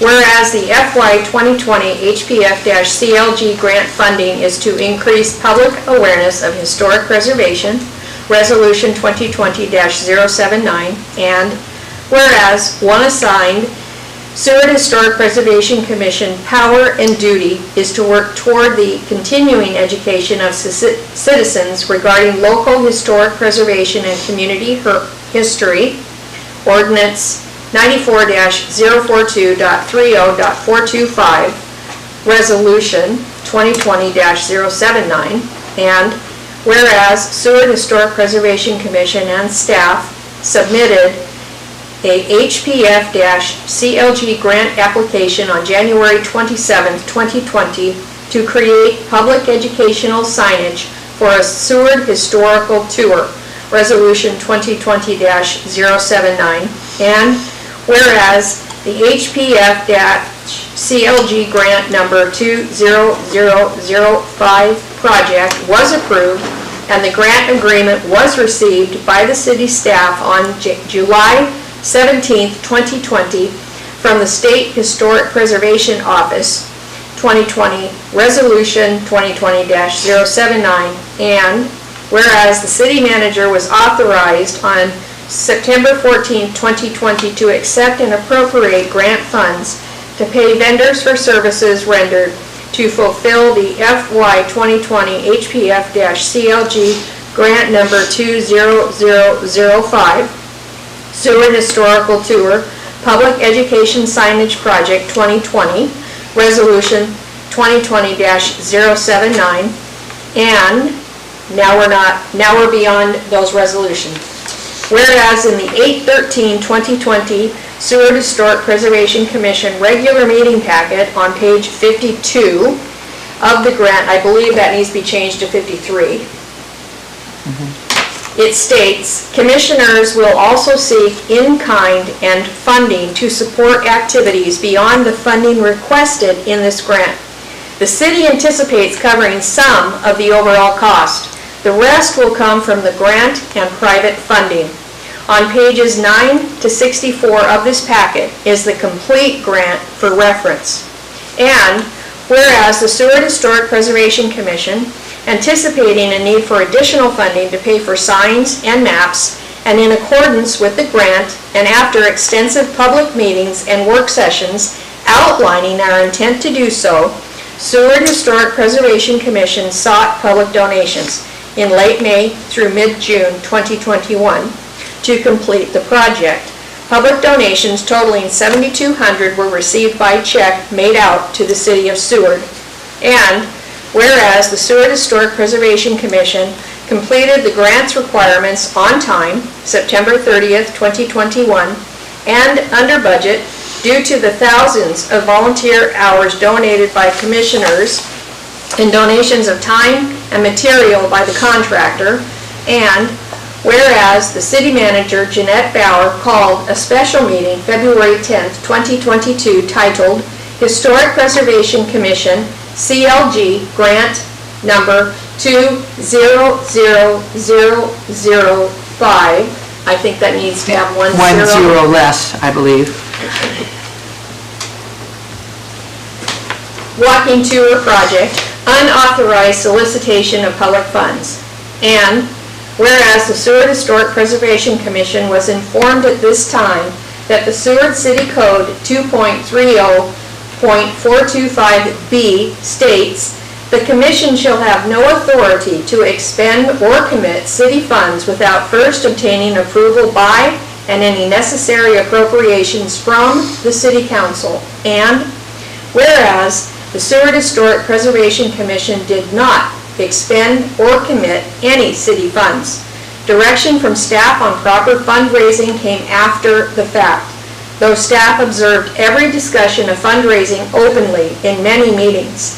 And whereas the city recommended that the Historic Preservation Commission vote to either return these funds with a letter to donors explaining why the donation was being returned, or draft a resolution to the city council requesting that the council will allow the commission to keep and use the funds, and whereas the citizens donated because they wanted to contribute to preserving and sharing Seward's history through the project.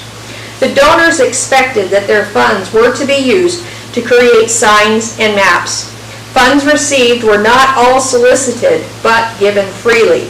And whereas by unanimous vote, the Seward Historic Preservation Commission chose to keep and use the funds for the purchase of additional Seward Historic Walking Tour maps, which was part of the goals of the grant. Now be it therefore, or rather, now therefore be it resolved by the Historic Preservation Commission of the City of Seward that, and then this is just the automatic that follows for the city. To approve the monies. Very thorough.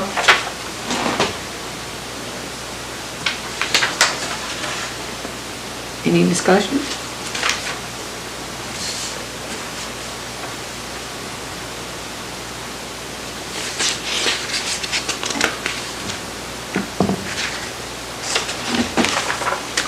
So we have those three changes. We have the change of removing for the purpose of the purchasing, so removing that, We are removing, on the 8/13/2020 Seward Historic Preservation Commission regular meeting packet on page 52 needs to be 53. And the final edit would be removing one of the zeros under the city manager, Jeanette Bauer, called the special meeting. I could update that as a typo, so you Great, don't have to do great. an amendment. Okay, super. I was just gonna say that was page 53 of the packet. Yes. It just says page 53 of the grant. Do you see it? Okay, let's see. The grant was part of the packet, and it was on page 53 of Okay, I see. Regular meeting packet, page 53. Okay, so the grant, how about the grant states? Can we do that? Well, Get rid of and get rid of it? Why don't you just say on page 53 of the packet? Yeah, of the packet, the grant states. Does that make That's what sense? I just said. Get rid of the and the if. Regular meeting packet on page 53 of the grant states. No, but it's not that's not page 53 of the grant. Oh, I see. The packet. The Okay, grant so- was included in our packet, and it was page 53 of the packet of which the grant formed a part of. That was my Okay, original so how error. about beginning on page 53? The grant. Yeah. Does that work? Because it says regular meeting packet. On page 53, comma, take of out the grant states. Take of and it out. I see what you're saying. Take of and it out. Okay, so then it's going to read, whereas in the 8/13/2020 Seward Historic Preservation Commission regular meeting packet on page 53, the grant states. Perfect. Do we need to change? I got it. No, that's fine. Yep. Okay, so if there's no discussion, Madam Clerk, can you take our vote?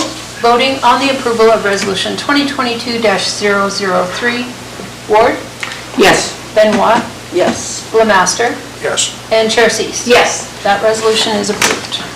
Thank you, Madam Clerk. Yay. Well done on that. Thank you, Mary Ann Hill.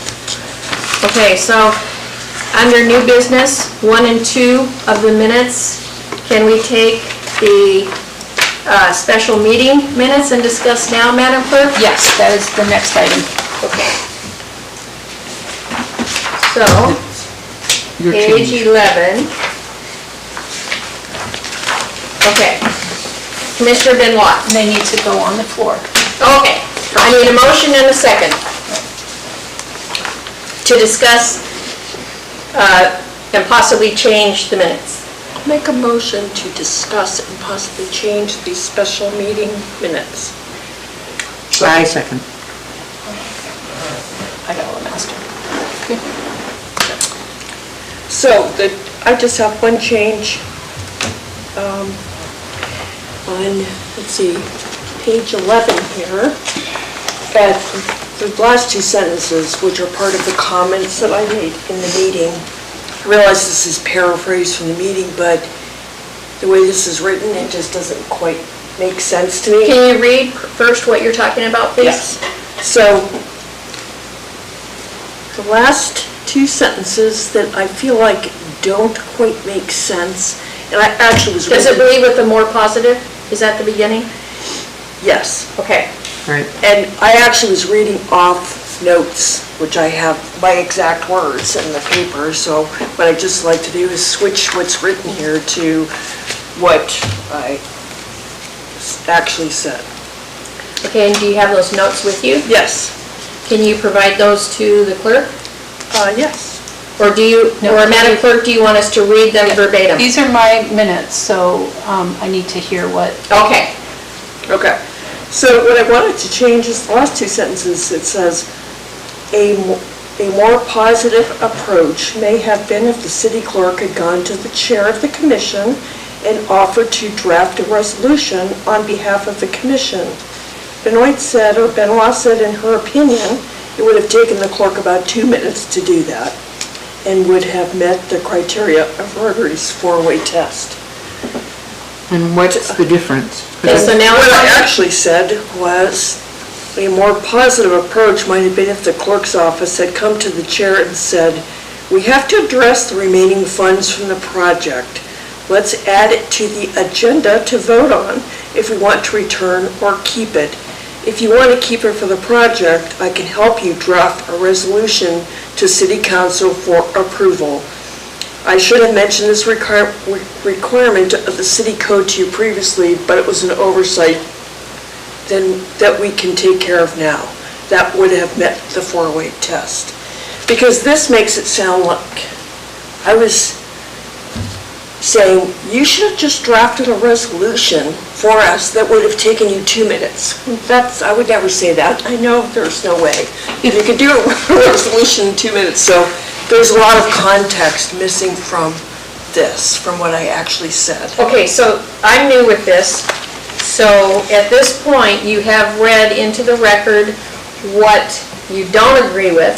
You've read into the record the notes you actually have. Madam Clerk, is it at this point permissible for her to provide you with her exact words? Are we allowed to do that on the minutes? I am happy to, because at Benoit's request, to put her statement in verbatim. Okay, and you will provide that to I can the just email clerk? it to you if you want. Thank you. Okay, So we need to, Okay. all right. So now I need to vote on this. Are there any other changes? Okay, I just had a comment, okay? So on mine, you know, my statement was pretty long, and this is pretty short. But I wanted to make the point that I don't believe a clerk has to take down every single word that's said, but works to capture the gist of the points being made. So I am okay with what's here. I didn't expect that she would put my entire statement. It is your right to ask for verbatim if, on your comments at any time, that I can do that. Otherwise, it is my understanding of the proceedings that gets captured. This is a rather long statement. It's your From choice. doing minutes for 4 months for the flood board, I was not required, and I was told that I was not required to record verbatim comments made. The most important things that I was told that we were to report verbatim were votes and motions.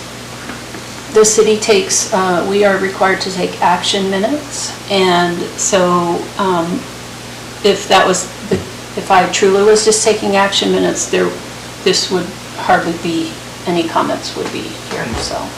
Yeah. I tried to reflect the essence of what is discussed, but it is absolutely your right at any time to request that your comments be put in verbatim, if Okay. that is what you want. And I'm all right with my comments. I'm fine with mine. And let me just state, I, realize all of this is just kind of summarized, but I just didn't feel like that part made sense. Okay. So that's why I wanted to clarify. I didn't say anything I said, Commissioner Benoit, I know. to I'm just saying. damper your points. I completely support you. Can I just ask for clarification? Is it just the last part that you mentioned, or would you like all of your? No, I mean, the just rest of that it, section? the rest of it's paraphrased, and that's fine. It was just the last two sentences, Okay. as the way it's written, didn't make sense to me when I read it, and I thought, I just want, since it was my comment, Yeah. I would like it to. Sure. And you're gonna Reflect email what that I said. you're gonna email that to the clerk, so Yes. that it's nice and easy for her to amend this. Exactly. So in that regard, then, may I ask you to postpone these minutes to the next meeting for approval? So that you Yes. can review, With the change. yeah, right. That makes sense.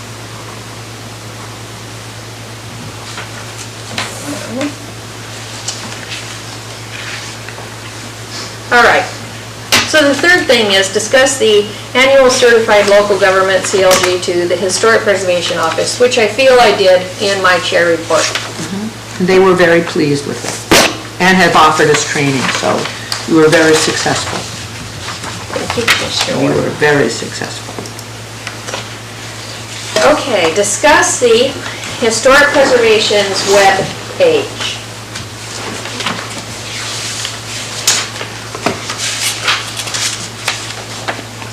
It's in here.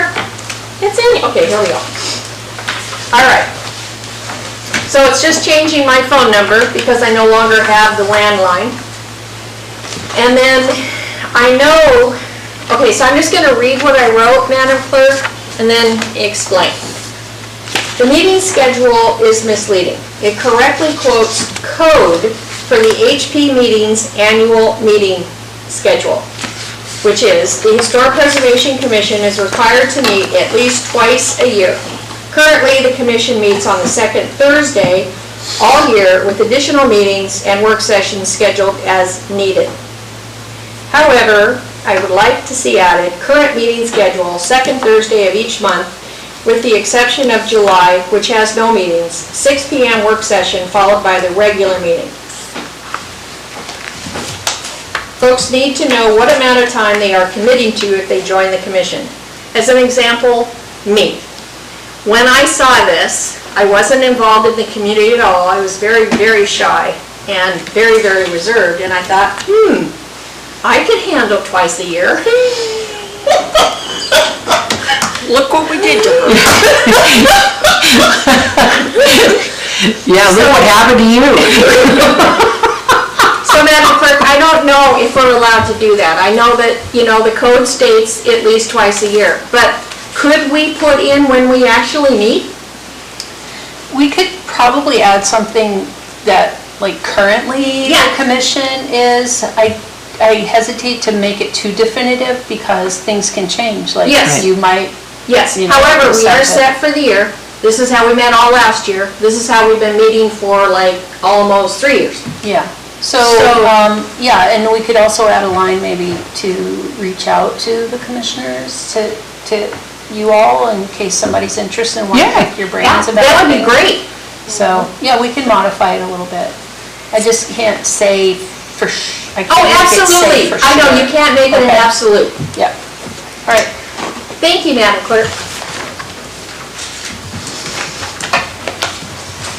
Okay, okay. So, let me see. So, we already discussed in the work session, creating committees for both the historic, I didn't do this one, but for the standards and guidelines, which we have decided not to do. And we do need to update the historic inventory list. And I would consider requesting that we create a committee. I know we don't like committees. I have been the sole person responsible for It's this. too much work. And yeah, it's too much. And we are now into the next phase. We need to create an inventory list from 1942 forward. Because this one only runs through 41. What is involved Okay, in that? Commissioner Baloo? Excuse me, Yeah. Clerk Baloo? If before you move on creating a committee, I feel like I learned on Saturday, the city council had a retreat with the Training. DCRA, and I've actually reached out to ask them to come down and see if they could do it for all the boards and commissions. One of the things that came up on Saturday, which I did not know, so it was a learning thing for me, is they said every committee has to follow OMA rules, and it has to, every meeting of the committee has to be publicly noticed. And I, for so many years, have been Yeah, I didn't know that. not working under that information. Like, I thought if it was less than a quorum of the commission, that was okay. That's how you did it, yeah. Right. And so I was corrected on that on Saturday, and so I feel like I need to tell you that it's more involved than just meeting, so. What is OMA? Open Meetings Act, it's a state statute that dictates, How we operate. right. So that, I think, learning that is gonna change have an impact on every single board and Yeah, commission. I would think And so. even what council does, so, yeah. Yeah, because the Jesse Lee committee on Monday night. That's, yeah, well, But I'm sure you guys are doing it right, because you just had your training. yeah, so, but Yeah. that was really eye-opening for me. I'll be the first to say, I have not been working under that practice, but I will have to from now on. Right So now. basically, it's just as difficult to do a committee as it is to have a quorum. Yeah, well, it's the same work, even if you don't have a quorum, you can have the committee meeting. Well, that's with less true. than a quorum, but all the public notice. Right. Has to happen. The same. Yep, That just Yeah. like tripled your workload. Okay. so it adds a layer of, Right. Because the have to have a historic committee. inventory list is really just updating the list. It's not a Yeah, and Commissioner Benoit and I, formed a committee? no, when we were doing the historic signage, we thought that perhaps we would find additional information that we could add to the existing historic invitation inventory list, of the places that Right, are right. listed. And, haven't gone through that to figure that out. And then, like I say, we need to get working on 42 forward. Well, Do we have to take properties off the list, or we just have to update what's on there Update. and add 42? Correct. how about this idea? How about, since I have the list, and I have notes all over the place from all the stuff we did, I know I was probably supposed to do this before, but we've been busy with all this other stuff. So I haven't updated that spreadsheet. Okay. I could start working on that if other people could start thinking about the 42 and beyond.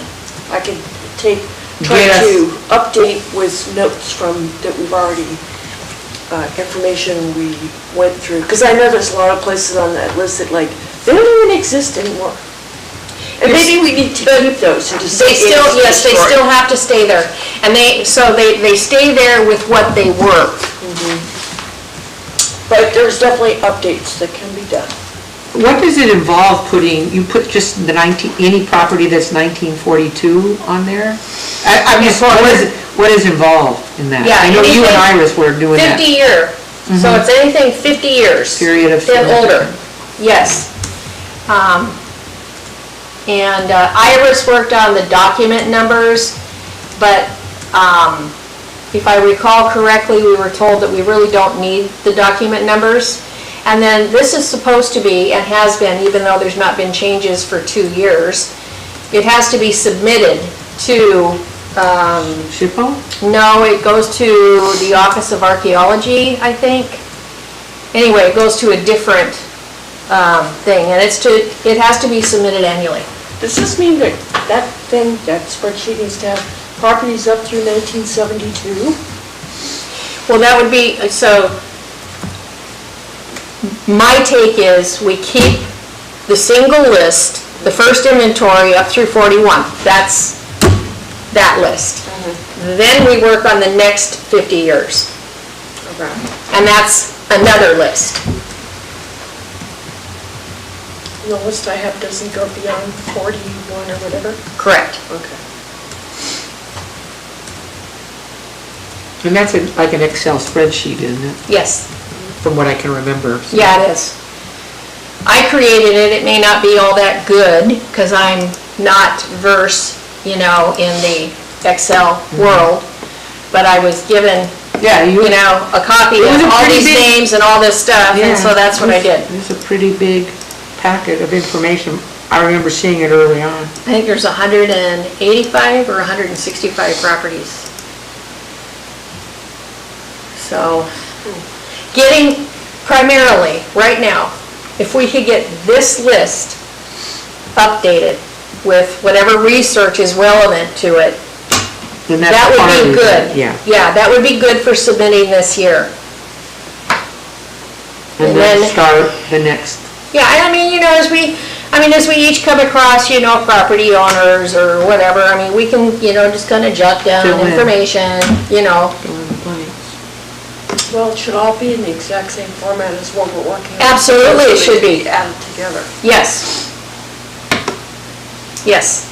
But it sounds like to get through this year, if we just update what we currently have, your notes probably would be enough. Yeah, I have to go back and look at Karen. Yeah. I'd offer to help, but then we'd be a committee.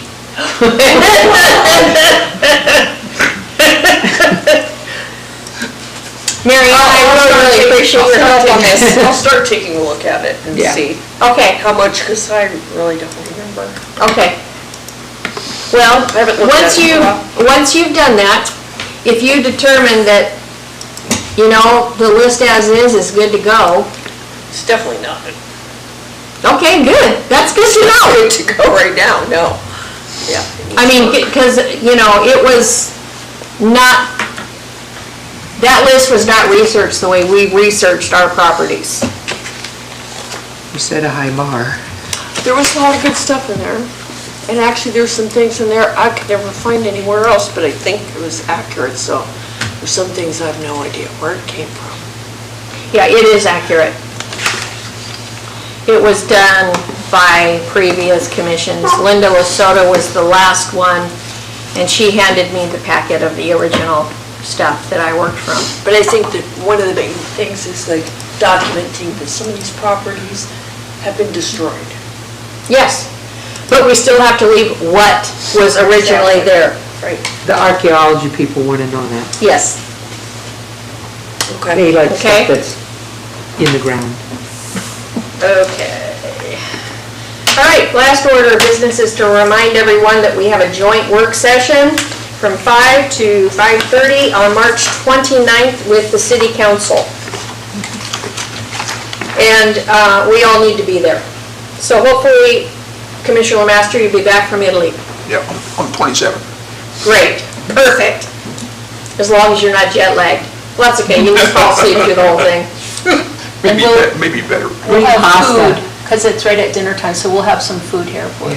if I was you're- gonna say, he could bring Oh, pasta. thanks.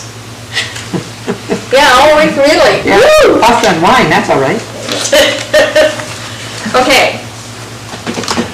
We have no informational items and reports. Let's take a quick look at our priorities. Again, another nice job, Jared. See where we're at. Okay, so in January, brainstorm, well, that's kind of ongoing. Begin public notice, we did that. We're working on the local downtown historic overlay, which is now the historic business district zone. Result land use table, Okay, good update. yep. Okay, that was the work session. The meeting was review and update draft resolution, for which we did and have gone to council. January 28th, special meeting, and that was to approve our priorities and the historic business district zone, which, when will those come before council? Not Monday's meeting, but the Monday after that, Madam Clerk? That is a really good question. I don't know. I will find out. Okay, because I know you said that it had to go through us for a couple weeks before it could go to them. And then they have to have a couple weeks for public testimony, is that right? I've got to ask some questions and Oh, find out okay. about that. Thank you. Okay. Mercy buckets. Okay, January 28th work session, edit HP design guidelines, we are working on that. February 10th, land use table, yep, work session, we're working on that. February 10th, no business other than approving minutes. February 10th was also a special meeting. That was the work session, special No, it was a meeting. special meeting. Special Oh, meeting. yeah. Do you want me to add that in there? Yes, please. Okay. And can you add the title too, please, Madam Clerk? Sure. Thank you. Okay. March 10th tonight. Draft resolution for land use table. Well, we didn't do that. Review and update, we did do the Right. review and update Seward State Proclamation. And the other thing that I would add is we spent a lot of time talking about a way forward for the guidelines. That was a really good discussion. So we didn't really address the land use tables, or the resolution for a land use table, but we did discuss a way forward with the guidelines. So that I thought was really good. Strategy. We agreed to get the guidelines to an editor. Yeah, strategy for moving that forward.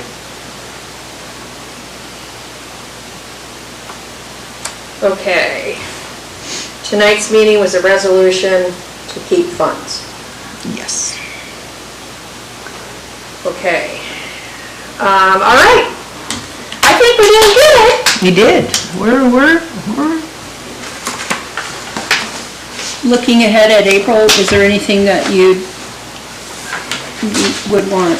Can we just look at April, that? looking ahead. to don't we have some awards coming up?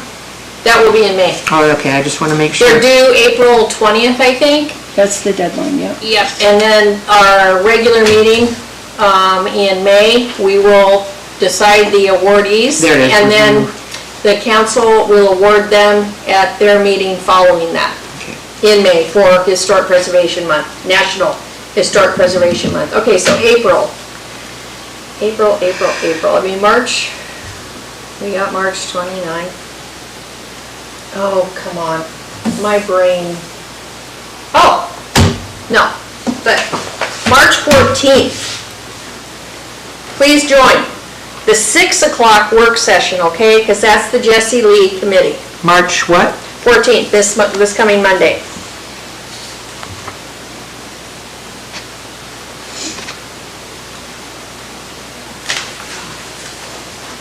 I'm unable, I have a What That's time is okay. that? What time is that? It's 6 o'clock. So maybe you and I? Yeah, I'd like to be there. Me too. Okay, so back to Madam Clerk's question. Do we have anything special we want to add to April?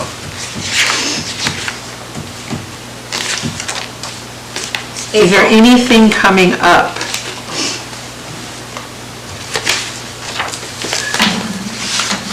Well, April 20th is when the awards are due.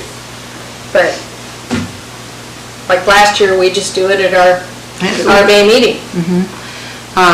It just says priorities, support Holborn Park flowers, provide written report to council, historic overlay. Oh, So, you're looking at that. yeah, no, I was, Yeah, I okay, was, that makes sense. I was just, those are things that were a priority. Do they need Yeah. to be on the agenda? Does Holborn Park at that point need to be on the agenda for the April Yes. 14th meeting? It does, because I need to have the approval of the commission to spend, and then we have to figure out a cap for the flowers for the urns in the Right. park. And then, I don't know if we're gonna do any more improvements. I would like to So- personally donate a bench to the park. A memorial bench. So I'd like to donate a park. Okay, so we'll put park bench. Are you aware of the process for that? No, that's why, I'm just throwing it out there, but yeah. Okay. Okay, so, there's Clerk a Baloo, will you, Yeah, I figured there probably is. will you provide that process for us for the For that next meeting? meeting? Sure.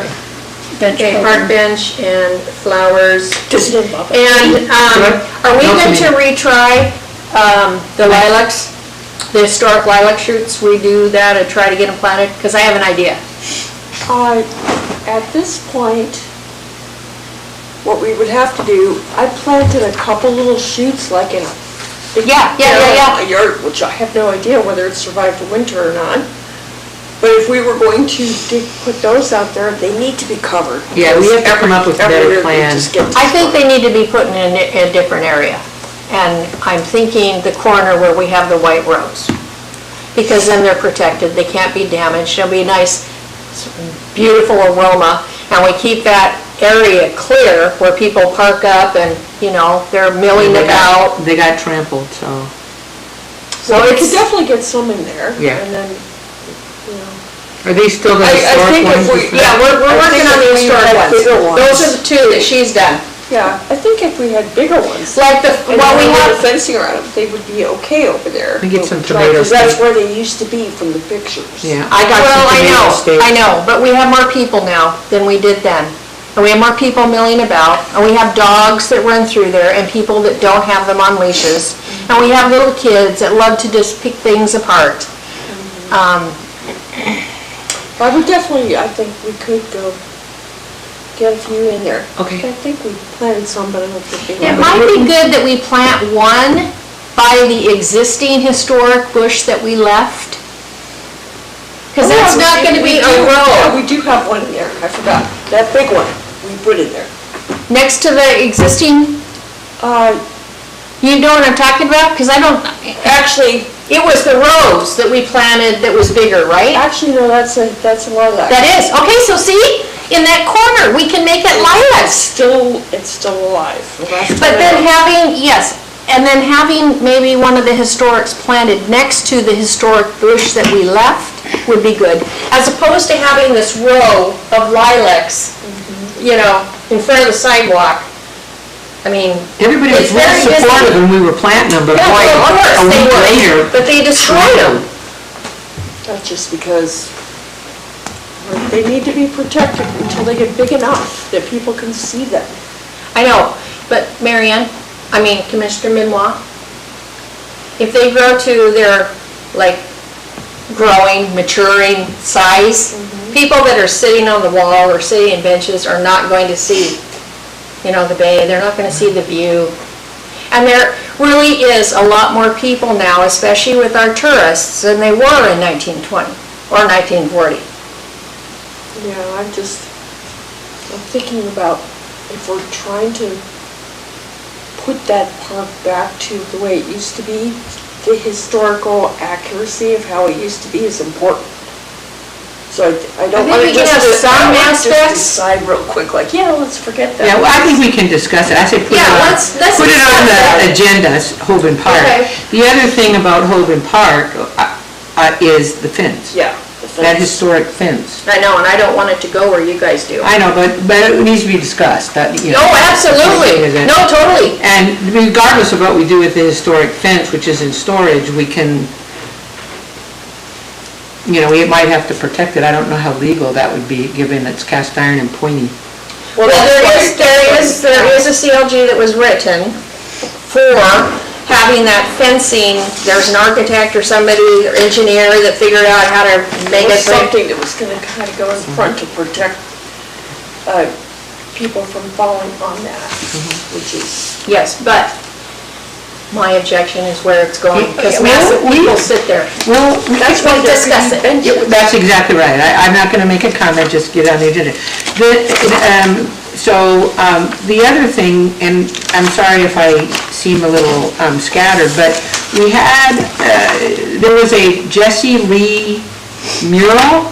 Yeah, Oh, yeah. yeah, like the Mural Society. Right, the mural. Yeah. And there was a request from somebody who would like to use it, if it's not gonna be used for the Jesse Lee Memorial. So, I didn't know if that should be, if we should have that mural on the. No, the Mural Society, the people that have created that, Dot Barterson, has requested that it go to the Jesse Lee. That's Okay. primary. Okay. So any other requests, if for some reason it doesn't go to the Jesse Right. Lee, then Plan they can B. go to Dot Barterson. Yeah. The mural committee, and they can discuss it with them. Okay. What did you That's a had good some answer. information, didn't you?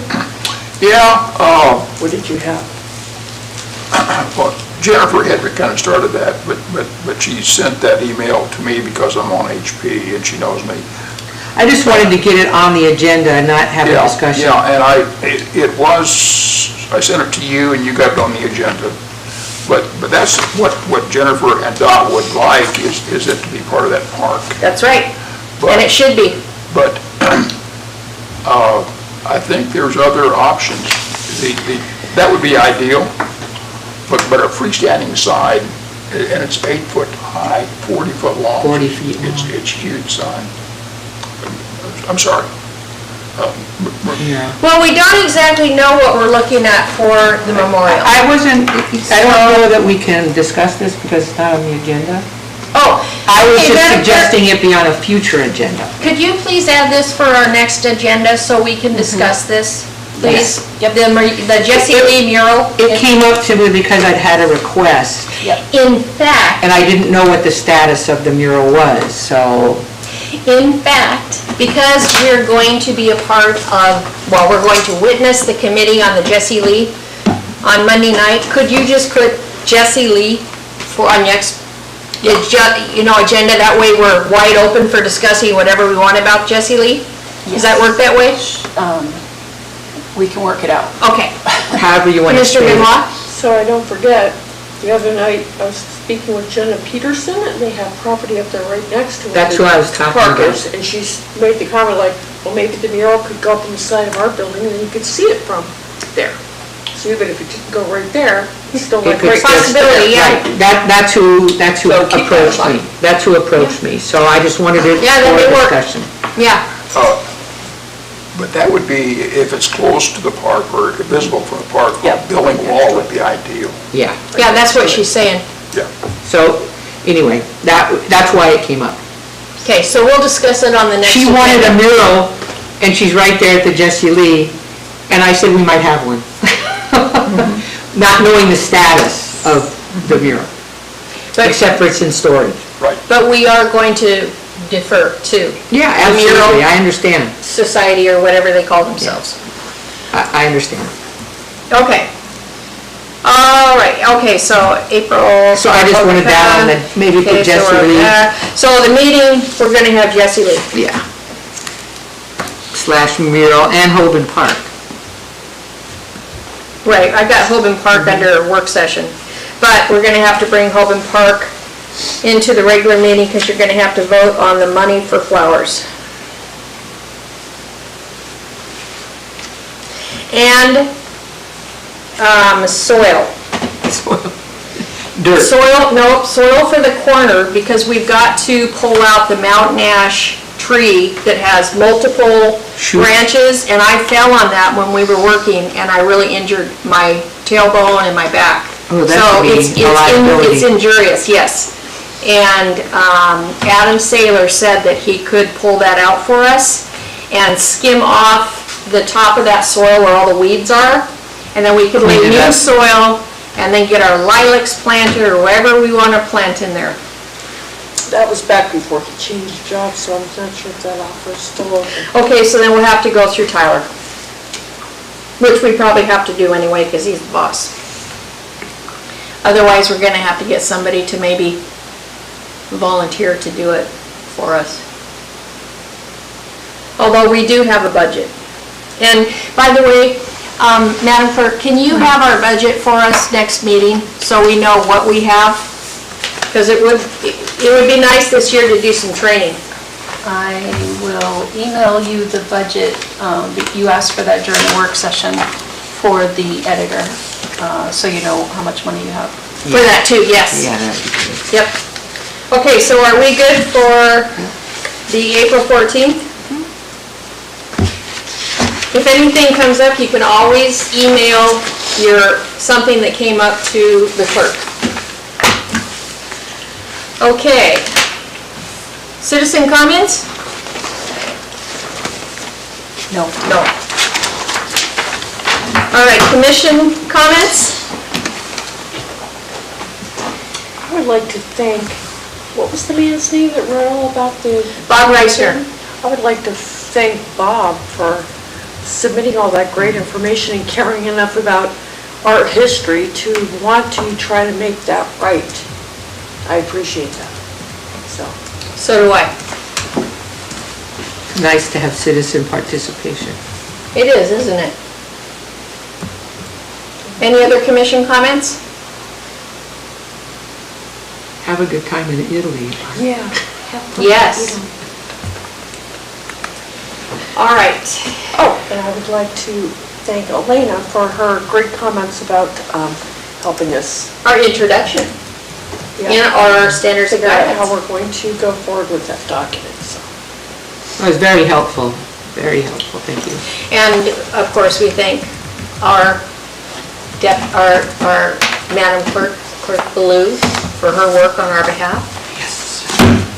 She works. And my comment is going to be rereading my statement from the February 10th meeting, special meeting. Commissioner Cease's comments regarding the Seward Historic Preservation Commission CLG Grant 20005 Walking Tour Project, unauthorized solicitation of public funds. To begin with, it boggles my mind that only now is the city attorney and the city condemning any part of our work in progress on this grant. He or they could have directed us at any point throughout the process. In fact, both had a responsibility to do so. Therefore, this special meeting blindsided our commission unfairly and inaccurately. As volunteers, I do not believe it is our responsibility to know city code, with the exception of the code that states what our mission is as the city's Historic Preservation Commission. In addition, how to maintain Robert's rules in our meetings and outside of our meetings. We began our committees in August of 2020. The deputy clerk advised us at that time that no more than 3 commissioners could be on a committee. However, each committee could have as many volunteers as we wanted or needed. On the in-kind committee, Commissioner LeBrecq and Commissioner Cease were the commissioners on that committee. At the December 28, 2020 meeting, Commissioner Ward came on to this committee too. This was updated, updated 12/23/2020 by Clerk Corrigan v. CLG Grant 20005 Public Education Signage Timeline was included in this work session packet, page 2. While no fundraising was mentioned, page 3 and 4 was Resolution 2020-079, the city accepting the grant's funds. Again, direction from the clerk's office, our administrator, or the city attorney could have been given to our commission regarding fundraising from the public for this project. Also in this packet, State of Alaska Grant Agreement Historic Preservation Fund Program -CFDA number 15.904. Our commission operated within the confines of SHPO's grant requirements and directions. On page 6 of this packet was included Seward Historic Preservation Commission agenda statement, including a breakdown of all budget items signed by the Seward Finance Department on page 8. Again, the administration's directions for fundraising could have been offered to the commission at this time. Throughout the entire process of the commission's work on the grant, each committee reported and brought before the entire commission what and how the committees were progressing on their work towards achieving the grant's intent, especially including the in-kind committee's efforts and results. Throughout the years of meetings, each step of the grant's progress was open before the commission and the public. As we received direction from Valerie Kingsland, director at the time, and the clerks, we operated compliantly from their input. This commission was never given direction on the proper process of fundraising.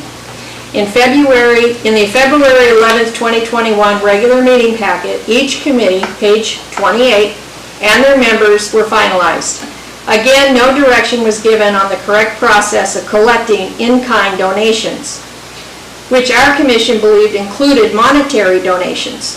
A correction to this understanding was never forthcoming at any meeting until after the fact. At the May 17, 2021 work session on page 3 was an update of the budget. On page 6, under committees, was time to start working on some fundraising. Again, no direction on the correct process for this was given. Prior to the direction from Deputy Clerk Stollard, Commissioner Ward and Iris Darling, as commissioner and volunteer on the in-kind fundraising committee, solicited donations from the public in keeping with the grant's original foreshadowing of the need to raise monetary donations. These efforts were in keeping with the rules of the committees.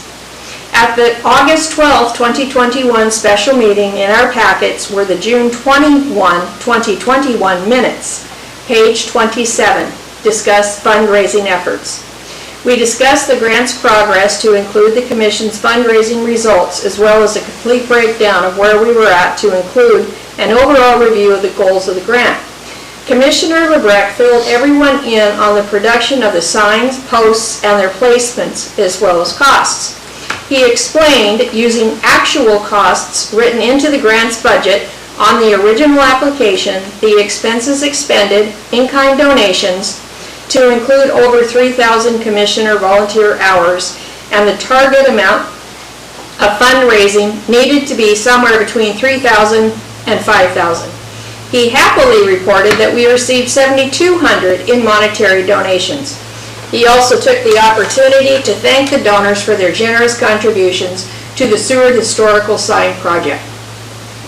He stated that each check was made out to the city of Seward as advised by Nanette Ambriosi. Forgive me for mispronouncing your name. Thank you letters and acknowledgments of the monetary contributions were then sent out to the donors. At this point, our commission moved on believing that we had accomplished what the city wanted regarding fund-raised donations. This too would have and should have been the time that the city attorney weighed in to advise the commission of any missteps. Following Commissioner LeBrecq's reporting, Deputy Clerk Stollard advised that any future fundraising be publicly noticed beforehand. A motion was then made at this meeting by Ward Pemberton to clarify and rename Grants and In-Kind Committee to Grants, In-Kind, and Fundraising Committee. We were never advised that fundraising should have been added to the name of this committee. This motion passed unanimously. Another motion by C. Ward was made following the one above. Approve the fundraising letter that went out on June 4th, 2021. Discussion, led by Cease, followed that any future letters would be signed by a commissioner. LeBrecq said the fundraising committee had requested funds for the historic walking tour. Ward then commented that she would clarify the intention of the donations received. This motion also passed unanimously. We completed our CLG grant progress on time and under budget. SHPO is so happy with our work and our professional process that upon completion immediately encouraged us to apply for our next grant.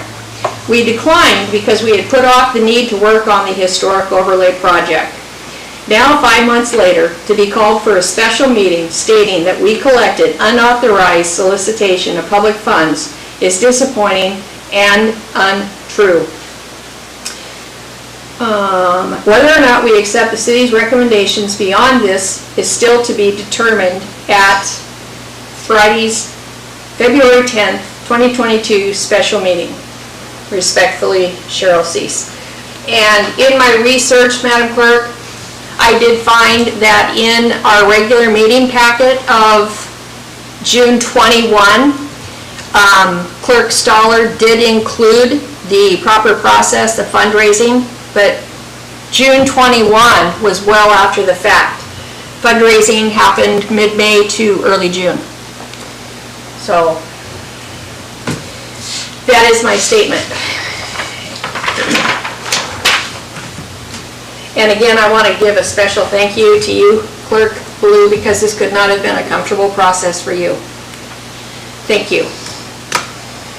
And with no other discussion, we adjourn this meeting at 8:55 p.m.